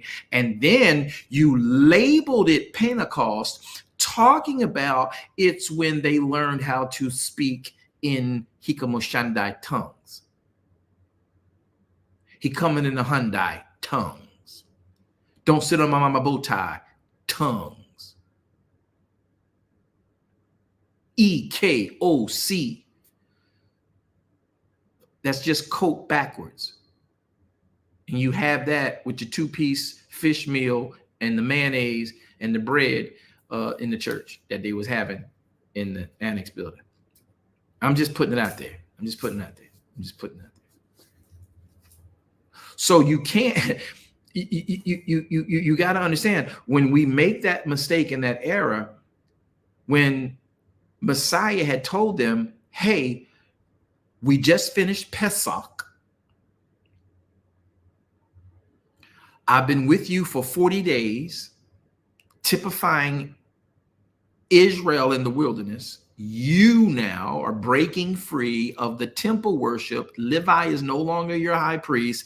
I am your high priest. 40 days I'm sitting with you to be the tabernacle of Elohim from heaven in the earth. And now this will carry the gospel to the rest of the world, because I came to my own received me not. You now, for these 40 days, I've been telling you all things pertinent to the kingdom. You must wait now. Don't just run and leave Jerusalem, but you wait here, because this is your reasonable service, and wait for Shavuot to come to pass. So if Yeshua, Pesach, was the Sabbath, he would have never told them to wait for the next Moedim. That's what the man is writing in here in this text. But if you don't know that because you've not studied Hebrew and you thought you were doing your Jewish Jesus thing, and somebody told you to just buy a talit, which was really a trinketry from some gift shop that ain't even, anyway, the point is, you would think that you've understood this. But verse 8 says, look at it. I put it on the screen for you to view it. If Yeshua had been and given them shalom, or rather given them Shabbat, meaning given them rest, then Yeshua would not have afterwards spoken of another day. There remains, because of that, a Sabbath to the people of Elohim.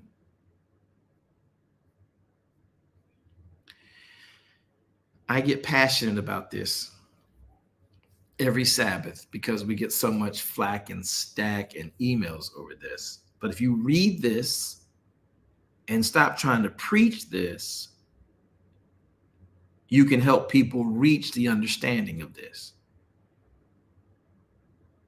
Verse 8, if Yeshua had given them and been their Sabbath, then Yeshua would not have afterward talked about another Shabbat, which would be the Moedim of Shavuot, but he does not also do away with the seventh-day Sabbath. Therefore, there remains a Shabbat to the people of Elohim.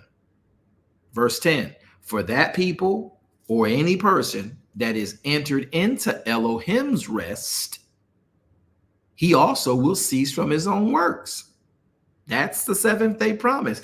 Genesis 2:1-3. You come in, Elohim rested from his own works. You should too. That's what the seventh day is for. And then we exemplify that, and we how do we say this? We amplify that on the Moedim Shabbat. So now he says in verse number 9, therefore there remains a rest for the people of Elohim. Somebody say, I'm the people of Elohim. Come on, talk to me. I'm the people of Elohim. Say, there's a rest for me. I'm taking my Sabbath. There's a rest for me.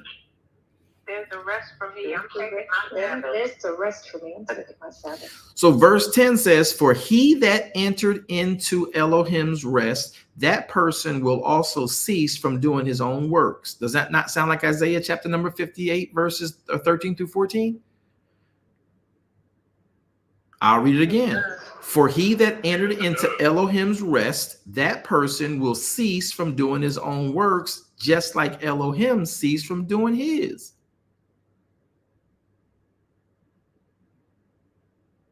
So let us labor. Look at the word now.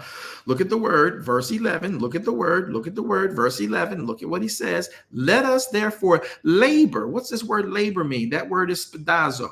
That word spadazo means let us speed up, let us make an effort, let us be prompt, let us be earnest, let us do and give due diligence, let us be diligent, let us be diligent forward, let us be enduring, let us endeavor, let us labor, let us study. Verse number 11, let us spadazo because of this to enter into that particular rest. Lest any man now who doesn't do this would fall after the same example of unbelief that those it was first preached to experienced. Because the word of Elohim, when you come into Sabbath, being the only thing you are to listen to, is quick. The word of Elohim, the Adonai of Elohim, is powerful. The word of Elohim, the Adonai of Elohim, is sharper than any two-edged sword, and it will pierce even to the dividing of soul and whatever types of spirits attached to your soul, and it will divide the joints and the marrow. So this means it will deal with you in killing stuff off of you spiritually and kill things off of you naturally. And the word of Elohim is a discerner of the thoughts. It is a discerner of the intents of every man's heart. It will tell you about yourself if you let the word be the only thing you hear during Sabbath and not harden your heart when you hear the word that has the ability to discern your heart. And by the way, verse 13 says, there is not any creature, be it an evil spirit against you, be it a crooked thing against you, be it a sheep and wolf servant clothing with you, there was not any creature that will not be manifested in the sight of the word. And for the record, all things are naked, all things are open unto the eyes of him with whom we have to do.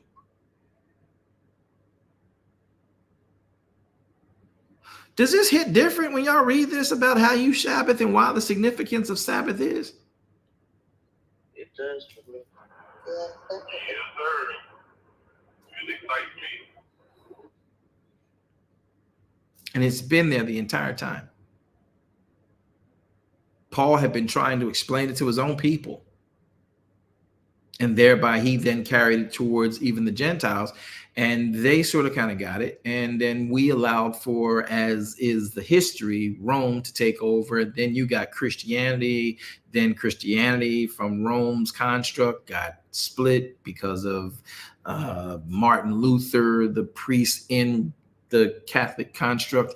And then you guys we all ended up becoming protesters of that Catholic way, which is why you're called Protestant Christians basically today, most of you. And therefore, in that Protestant Christianism, you protested, or the Protestant movement protested Roman Catholicism, but they didn't do it for the reasons we've been told in seminary. There was a 95 thesis that was posted on that particular parish, but it was just to indict to the people who didn't know better, because at that time the people that the parish that the people went to was overseen by a Roman Catholic named Martin Luther. He knew what they didn't know, so to get them on his side, he used what they had been preaching to them or telling them was so holy, which would be the Bible, and said, let me show y'all that they are not, Rome, Catholicism, Christianity, is not caring for us. And here is why we know it. They keep breaking these 95 rules from the Torah, from the Bible. And the people said, ooh, they're not doing it. You're right. They're not doing that. And that's what catapulted his movement to make the people join him in ceasing from having Rome come in with their priests and carry the money they put in the offering back to Rome and then get pennies back and have to restart and start over again while they kept funding the Roman Empire vision. See, that's the real story of Protestant Christianism. Now, once that division took place from the 95 Theses, that's what it was, 95 infractions from the Bible that Roman Catholicism was doing. And now what you have to understand is this, that though he got the protest successful, he never dismantled the process of that construct. All he did was allowed for the money to stop leaving and going to Rome, and the people would still operate under the same construct, as arid was as it was, still make them do mass, still tell them that, you know, we are the ones who transform into Messiah, transponization, all that goes along with that. And the next thing you know, you have the Protestant version of Roman Catholicism, and that is unfortunately what many of you practice today, and we don't know it. And when someone talks like this, you're being a headache, you're doing too much, you're bringing division. No, the word of Elohim is a two-edged sword. That's what it says. The word of Elohim is a two-edged sword. And when you put the word in contrast to the things that we've been doing by the world, you will see that Elohim is telling you that if you read the word rightly, it will be a discerner of the thoughts and the intents of the heart. If you read the word properly, the word will literally be two-edged sword, piercing and dividing asunder soul from spirit and marrow from bone, joint from marrow. So it's telling you that the word of Elohim brings all these things to light. So though we are in Christianity, we're doing the things that we do, we've repurposed, and it's not me, again, coming for Christianity. It's us understanding in all of our getting understanding what it is we're involved in. And when we honor Torah, when we honor Shabbat, we will see what Elohim wanted, and we will see what Yeshua was promoting. Because he's definitely not promoting Christmas. He's definitely not promoting Easter. He is not promoting a lot of the different doctrines that we're seeing going on.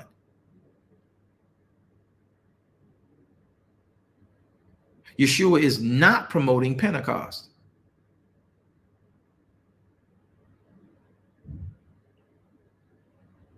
He is not promoting parking lot prophecies. He is not promoting indecency and no order in his church.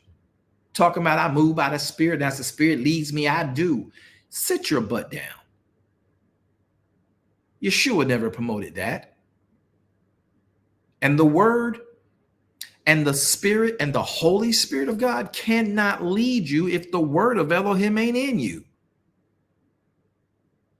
He hastens to the word to perform it. So unless the word is in you, Ruach ain't coming to you. Some of y'all learned a hymn in church and think that you got a hymn and that's how the Holy Ghost is going to use you. You and I must have the word of Elohim in us for Elohim to use us. That means Ruach HaKodesh, like in the beginning, Genesis 1:2, Ruach HaKodesh only hastens to the word.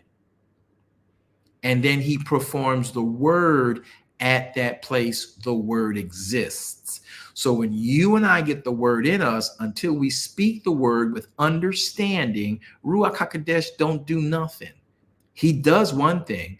He tries to remind you of the word. But instead, we want some pastor and prophet to come and give us a word, man of God, woman of God, what you see in my life, what you see God doing in my life. And that's where the scheme and the shenanigans of evil and the tents of Satan and the seats of Satan sit inside of many of our churches.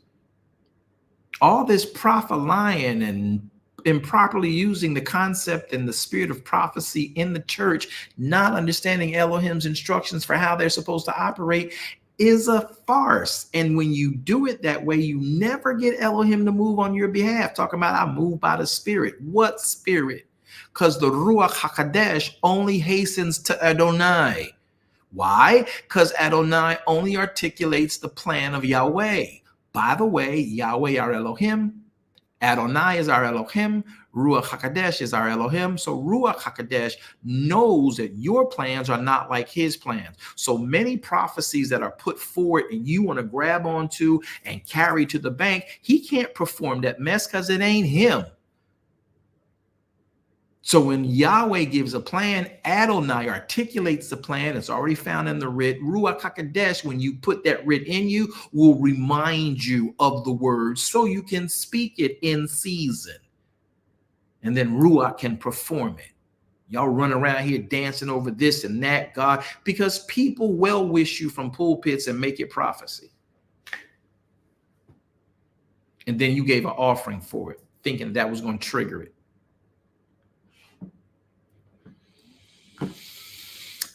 Ooh, child, things are gonna get easier. Y'all want me to shut down? I'll shut down. I'll be quiet. Okay, because I got Crickets International here today. So that's how you Sabbath. That's the purpose of Sabbath. That's some of the benefits of Sabbath. It is so quiet. So one last thing we want to talk about while we're still sitting here dealing with this issue of Sabbath, and you know, we still want to talk about some things that happened in Shabbat.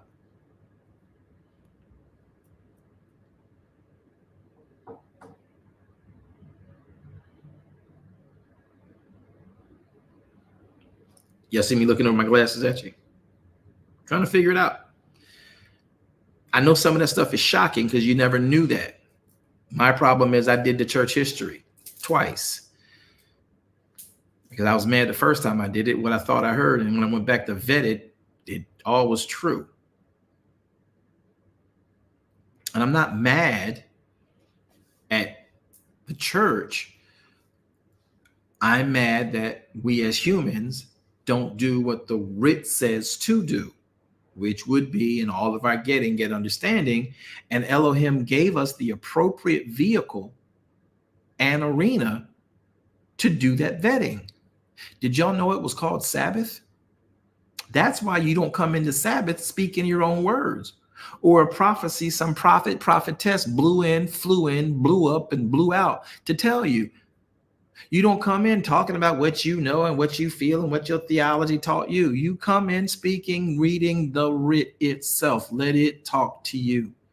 Stop trying to get people to listen to you talk about the writ.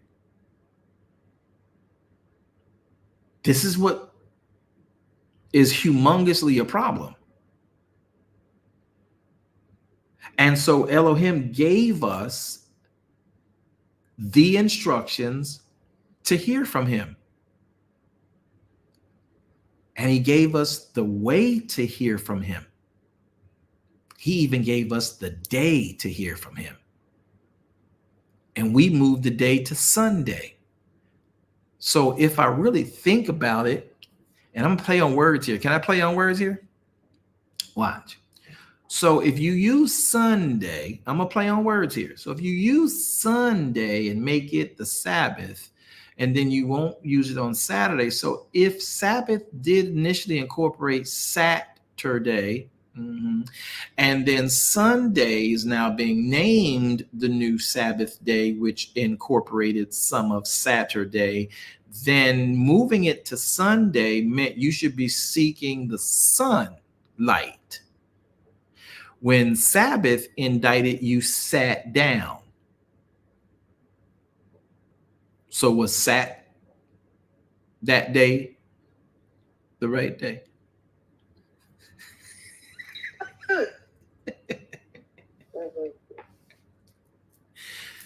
I got a million of them. Yeah.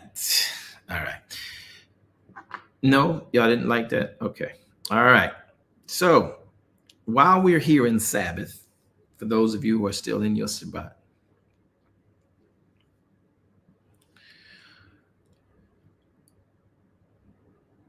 remember, let's just do that. We'll just do that there and have fun with that. Let's just remember that Elohim wants us in our how to Sabbath to use his word to create in our world his plan and his instructions. And we got to give it effort. We have to chorizo. We have to, as he says, enter into his rest. We have to labor, meaning we have to spadazo. That's the Greek word, spadazo, right? And when we spadazo, that means we hasten to this day. We make an effort. We labor to enter into the Sabbath because there's so much that gets built out of it. Don't let anybody interrupt your Shabbat. And I promise you, once you really start honoring Shabbat, and even if you're teaching from Shabbat or showing others how to Shabbat, the enemy of faith, the enemy of those instructions, is going to use everything at its disposal to make sure you are even made to eat your own words. I know, because he comes after me every Sabbath. Everybody's got an emergency. None of this stuff could have been handled any other day but this day when I'm about to enter into Sabbath. And because of so many lives that I touch, manage, coach, pastor, everybody got it as emergency. I'm sorry, your emergency does not come before me getting my fill so I can help your emergencies on my normal days of business. I'm going to say it again because y'all didn't catch the joke in that. Y'all didn't catch the jokey joke? Okay. Listen, so the enemy of your faith, if you teach Shabbat, you help people understand Shabbat, they are going to come for you first. Some of y'all going to feel a little bit guilt right now because I do. And the enemy of your faith is always going to bring at Sabbath the most important emergency on the world. The sky is falling. And this couldn't have been handled any other day, though they talked to you about it 4 weeks ago and you told them what to do. They did not do it. Now the calamity has happened, and it happens to be on this day of emergency, the Sabbath day. And they want you to come out, do this, do that, work with them, help them. And you can't talk business. You can't do business. You can't serve people on Shabbat. You only serve Elohim. He wants to serve you, and you are supposed to rest in him. You desist, you repose from work, you sabbatical from work. But this is an emergency. It ain't your real ox that fell into a hole, but this is such an emergency. Now, grant you, I gave you advice on this months ago, weeks ago, days ago, and you waited until now. It then fell in your face, and now we got to fix it. It's not my emergency. You come back to me on my days of business. I'm in my day of rest. 6 days shall you work, command of my Elohim. It's better for me to obey Elohim than you. Now, you should have obeyed the words I gave you back when, rather than lackadaisical about them, and now you're in an emergency, and you want the world to stop for you. Yahweh's not going to hold back time so you can get that worked out and then enter into Sabbath.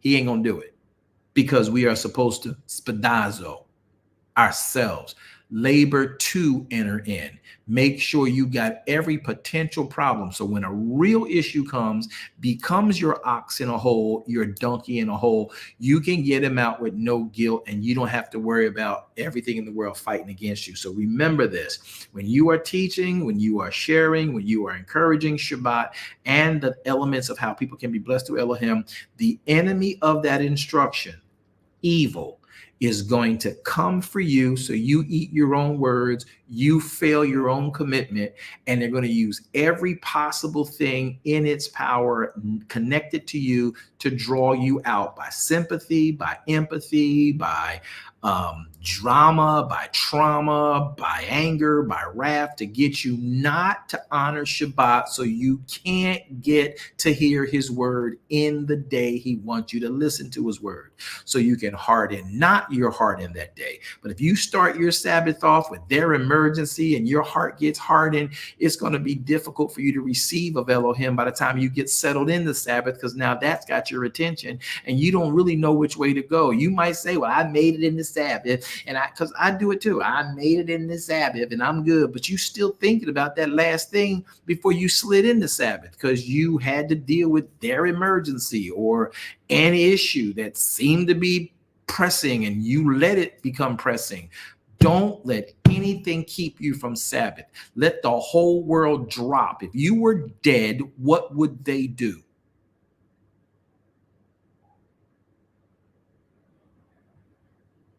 What would they do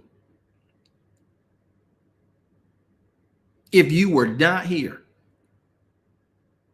So come back and see me with your calamity on my normal days of business. This day is a commandment for me to rest. And I can't help you anyway. Yahweh can. So I told you to follow me. So maybe if you drop that baggage too and come follow me into Sabbath, he will show you what you need to do to pick up that baggage. But I can't be your problem solver on Sabbath. See me on my normal days of business. Sabbath ain't one of them. Does that make sense, Zion?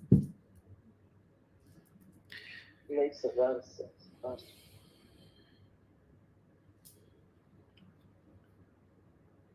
So you and I got to get into the point where we realize it is better for me to obey Elohim than man.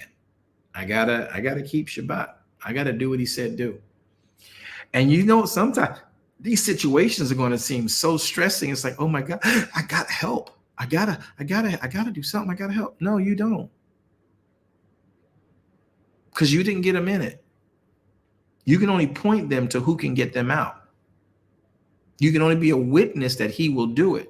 And your witness means, why don't you follow me to the throne?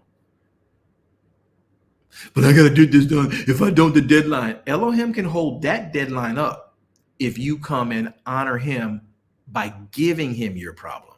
More importantly, presenting your body a living sacrifice. Then he can hold up time. Trust me. And people panic out because, oh, I came in, I'm doing Sabbath, and God ain't doing it for me, and he ain't working it for me, and this is all a thing, and I'm trying. Listen, don't try, you just do it. Because the enemy is going to try your faith. Stop confessing, I'm tried. They tried me. They are going to try you. That's the job of evil, to try your faith. Somebody say they tried it. Come on, say it. Say they tried it. They tried me. Oh, they tried it. They tried it. So be not amazed when you enter into different types of temptations.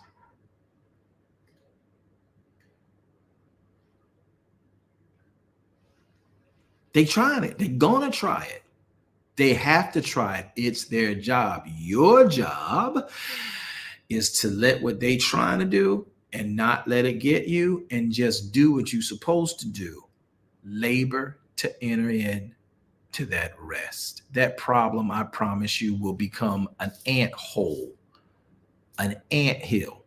The mountain they made it out to be, when you come out of Sabbath, it'll be an ant hill. You will triding over that little problem like want nothing. But if you give it the preeminence, you make Sabbath a step over as opposed to that mountain, then you'll be climbing that mountain for as long as you have ability to, until you finally break down and realize this mountain was not bigger than Sabbath. This mountain was not bigger than his word. This mountain was not bigger than the day I was supposed to take in his word. So his word can give me faith to move the daggone mountain. Remember, if I got faith, his word, the size of a grain of a mustard seed, I can say to that mountain, that obstacle, that tree, remove and be into yonder sea, and it will remove. But if I let the mountain make me think I got to go out and buy dynamite and get a pick and get a shovel and try to put that thing down in my own strength, then I will never be able to get rid of that mountain. And all I needed to do was sit in Sabbath and get my faith. And when I came out from hearing faith, I now know how to activate faith, and I will apply faith to that mountain, and that mountain will dissipate. Does that hit different for anybody?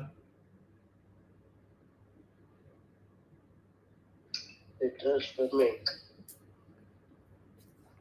All right. Well, Zion, it was a joy and a pleasure sitting and chatting with you guys. I can tell you now I'm having battery issues, and Apostle Walker going to probably laugh at me again. But you guys keep the families of our beloved team in prayer. Keep in prayer our beloved Elder Page, as well as Apostle Walker, praying for strength and comfort. And for anyone else who is in loss of loved ones, in loss of job,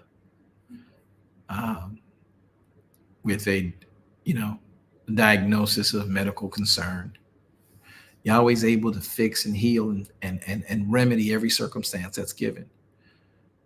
And so we can't pray for them, but we can touch and agree that the level of faith and the items of faith they use, Elohim through Ruach HaKodesh, can bring them to fruition. We can touch and agree with that. So I know anybody in pain from lost loved ones is looking for his comfort. He is Yahweh Shalom. I know they're calling for him, so we touch and agree. Yahweh Shalom be with them. Finances that are in array, Yahweh Yarith, we touch and agree. You're with them. Medical scenarios happening all day long, Yahweh Rapha, you are with them. I agree with you. According to their faith, be it unto them. See, we pray with them. And if we understand that, it's how to pray. Tomorrow, I'll talk more about that tomorrow in our tomorrow broadcast at 10:30 a.m. Eastern Standard Time. You guys want to be there for that tomorrow morning when we break down the purpose and power of prayer. I finally bring conclusion to that particular series. It's very important to know what prayer does and what fervent, effectual prayer means, as opposed to what we've been taught and cultivated and nurtured under.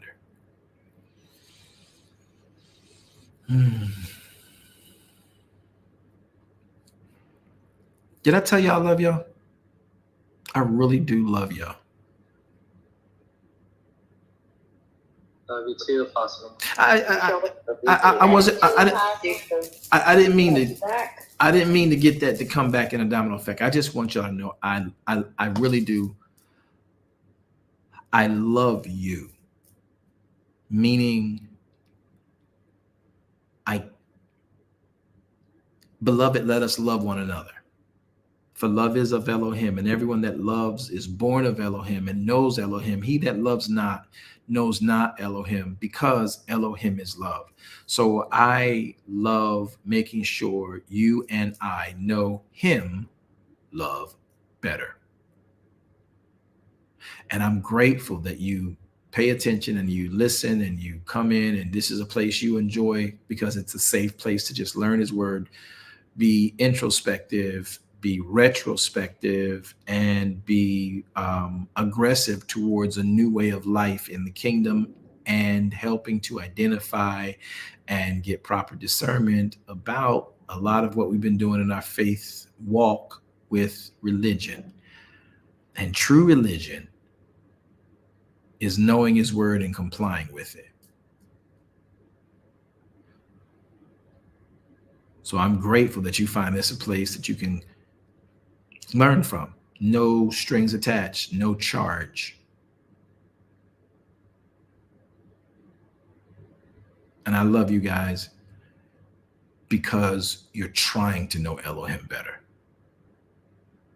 You're not just trying to be a part of some new group, sect, or, some new church trying to grow and be the greatest thing on the planet. We just want to make it in.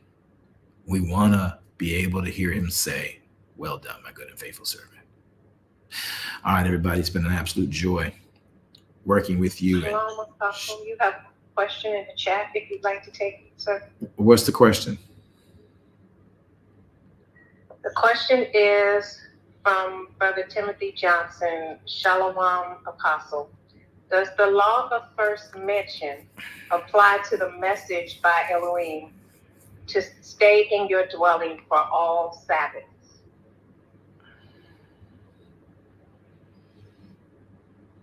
The law of first mention is Genesis. In this case would be, is he still on? Are you still here, Timothy? Make sure he's here so I can answer the question. Yes, sir. He's still here. Awesome. All right. So the law of first mentions, I'm not going to go into the law of first mention, where it comes from, what part of the laws in man's that comes from, and how theology has put that into play to give itself this authority over our understanding and perception. But rightfully applied, the law of first mentions about Shabbat is in the book of Bereshit. It is the passage we use for Genesis, Bereshit 1, chapter 2, verses 1 through 3. If you pay attention to the answer is ultimately yes, Brother Timothy, and shalom to you, by the way.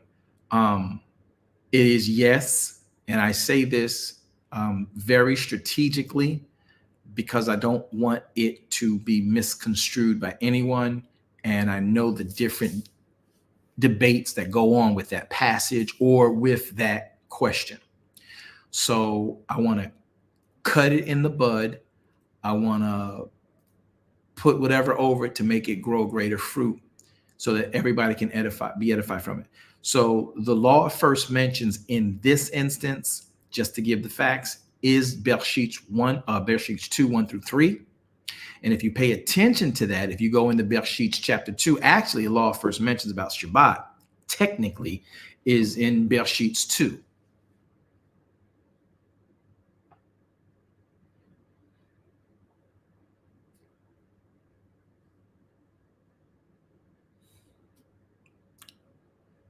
I said that right. Bereshit 2, 1 through 3.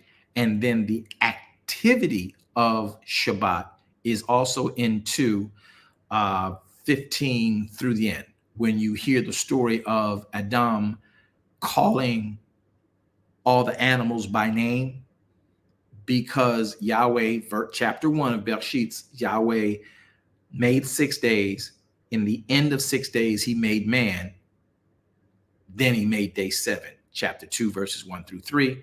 Then he breaks down inside of Bereshit chapter 2, verses, the rest of the verses, what Adam did in that day. So he was not to work. Yahweh himself didn't work. And watch this. He was in there all day with Adam with him, because out of that, at the end of that day, once the instructions were given, Elohim then said, it's not good for man to be alone. He pulled the womb man out of man. And now he's asked them, though you are now separated into separate bodies, function like you did when you were one body. And that is the Sabbath. That is the greatest example of Elohim pulling something out of you when you sit still with him in Shabbat. Now, I said that strategically because that right now just made so many babies leap in wombs, and so many people who are antagonistic of that. Now you got to go search that out. Task accomplished. Mission accomplished. As long as you go back to study it and look for it, you're going to learn it. So the answer, again, as I told you earlier, is yes. That I just rendered to you is a smidgen of proof that Sabbath is in Bereshit chapter 2, just as Yahweh wanted it in Shemot chapter 16. Okay, so Sabbath is made for man, and that whole day is when Elohim wants us. So now when we put this law of first mentions in proper context, and now you have the content of the complaint, that does this mean we're supposed to be in the house? The Torah is the mitzvah. Shemot 16 tells you it is a command.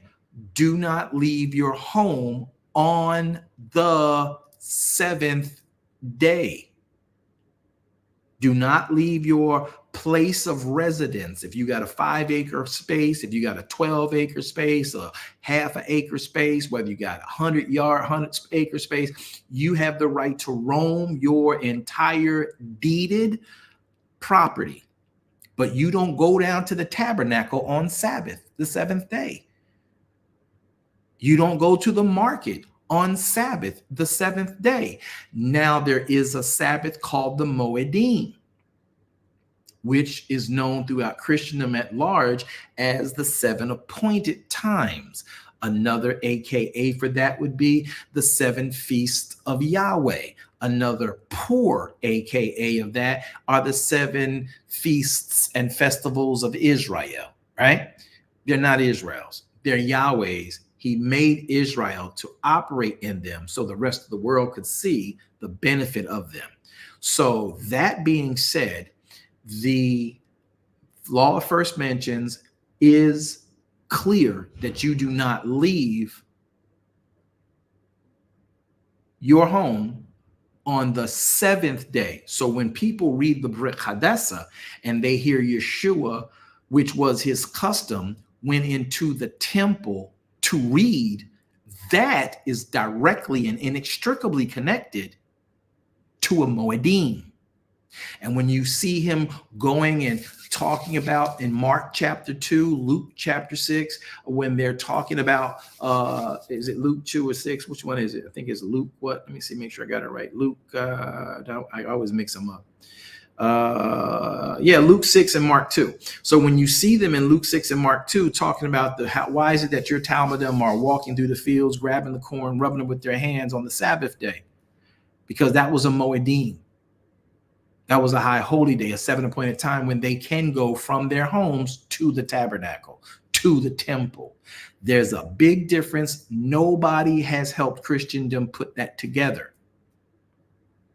And that's why many of the rabbis I had used to laugh at us and like, y'all don't even know the difference between 2 different days. This is why we have a problem with your Brit Hadessa, your New Testament, your version of the New Testament of what this person Yeshua did.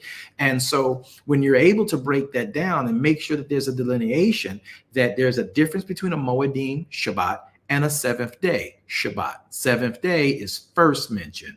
Moedim is a second mention of a Sabbath, a second type of a Sabbath.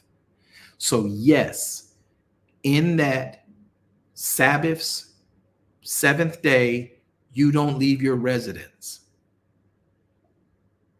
I don't mean stay in your house locked up like you're in prison.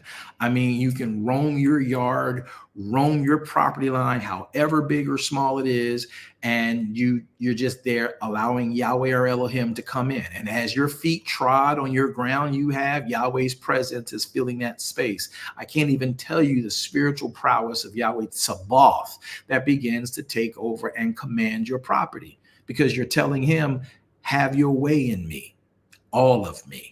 Angels are set up to be on guard, watching as gatekeepers and doorkeepers to you, your property. And many of you right now, this is off the subject, Brother Timothy, but it's relative for me to help people understand this at large, is that when you let Elohim into your home, you can keep back issues like suicide and depression and murmuring and complaining and traits, generational curses that come through the lineage. You can keep those things at bay and away from you, and not active within you, as you continue to give Elohim the preeminence in you. He becomes your manager of emotions, your managers of your proclivities and your propensities, because you've invited him into your space. And every place your feet trod on that day, Elohim, you're saying, come in here, sit in here, be in my washer, my dryer, be in my children's room, our TVs, our iPads, our earphones. You're giving Elohim permission to come in everywhere. And Yahweh Sabbath comes in, he moves in. And that's why it says that when Yeshua moves into the house, he gets it garnished and he gets it swept. And when those evil spirits, he evicted, because in Sabbath and in your life, you let Messiah come in, or you let the Adonai in, or you let Sabbath bring Elohim into your life. Those evil spirits have to sit at bay, push back, and they can't bother you. That's why David made that statement. You prepare a table for me in the presence of my enemy. And as long as I'm in you, they only have the right to watch me be re-strengthened by you. And then I got to redo their whole strategies of ambushments against me because I'm a different person when I come out of this quiet time with you. So if you're going to keep moving in and out of that space where Elohim says, I want to bless you here, I want to do this for you here, I want to decree and declare, and I want to make sure I ordain things for you and bestow these things upon you in this space, and you keep moving in and out of it, you're not going to get what he has for you. And that's how the enemy really does wreak havoc in many homes. Many homes of Christian peoples, pastors, bishops, leaders, deacons, deaconesses, psalmists can save a lot of confusion in their homes when we let Elohim come into our home and stop thinking we're going down to his home called the church and serving the people and not letting Elohim serve us. I just said a whole bunch, and I hope it helps. Timothy, does that help? Yes, it does. Thank you very much. Blessings to you. Appreciate your question, sir. So glad you're here. Thank you. All right. So Zion, I hope that everybody's helped and edified and stronger and greater just by sitting still in Sabbath. It does become an acquired taste, some would say, but this is not a taste that's acquired and you sort of kind of had to struggle to get to it. It's not like smoking a cigarette, an acquired taste. It's not like eating tart things, an acquired taste. It is acquired because you have to actually make yourself accountable to do it. But once you start doing it, it becomes I dare say an addiction, but it becomes life to you. It becomes, as we sing in the song, the air we breathe. And now I smoked cigarettes, 3 packs a day for decades when I was younger. But at the end of the day, I needed to make sure that while I'm smoking these cigarettes and doing everything around about me, that I could take on a different way of life. And when I got saved and I got through with everything else that I was doing, I found out that I had to make sure that I wanted to breathe differently. And I don't know why I'm telling y'all this, but I need you to know that I was living life smoking cigarettes. And until I stopped smoking cigarettes, I didn't understand the power of, in fact, fresh air and breathing without smoke in my lungs, inhaling and exhaling without the deposits of the carcinogens and the toxins that were in my system. So it's a different thing. It's an acquired taste. All right, everybody. So we're going to take this opportunity to pray, and we're going to let you guys go and get out of here. You remember that Yahweh loves you more than anything on the planet, and everything about him and everything in him is you. You are everything to him. I want you to keep that in your mind. Move and operate in that way so he can keep you in every possible way. And your life in him is everything it needs to be. That's what you and I should remember. Keep Shabbat. He wants to bless you and keep you in every way. I love you, life eternal. May Yahweh bless you and keep you is my earnest prayer. We speak shalom over your life. Let's talk kingdom. He's the one you can lean on. He don't change. He stays the same. Won't find a better reason. No. So come tap in. Just listen. And bring a friend. Let's spread this vision.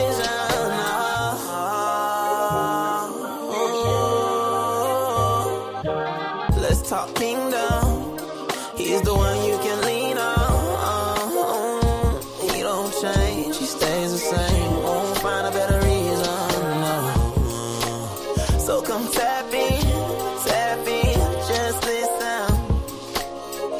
And bring a friend. Let's spread this vision.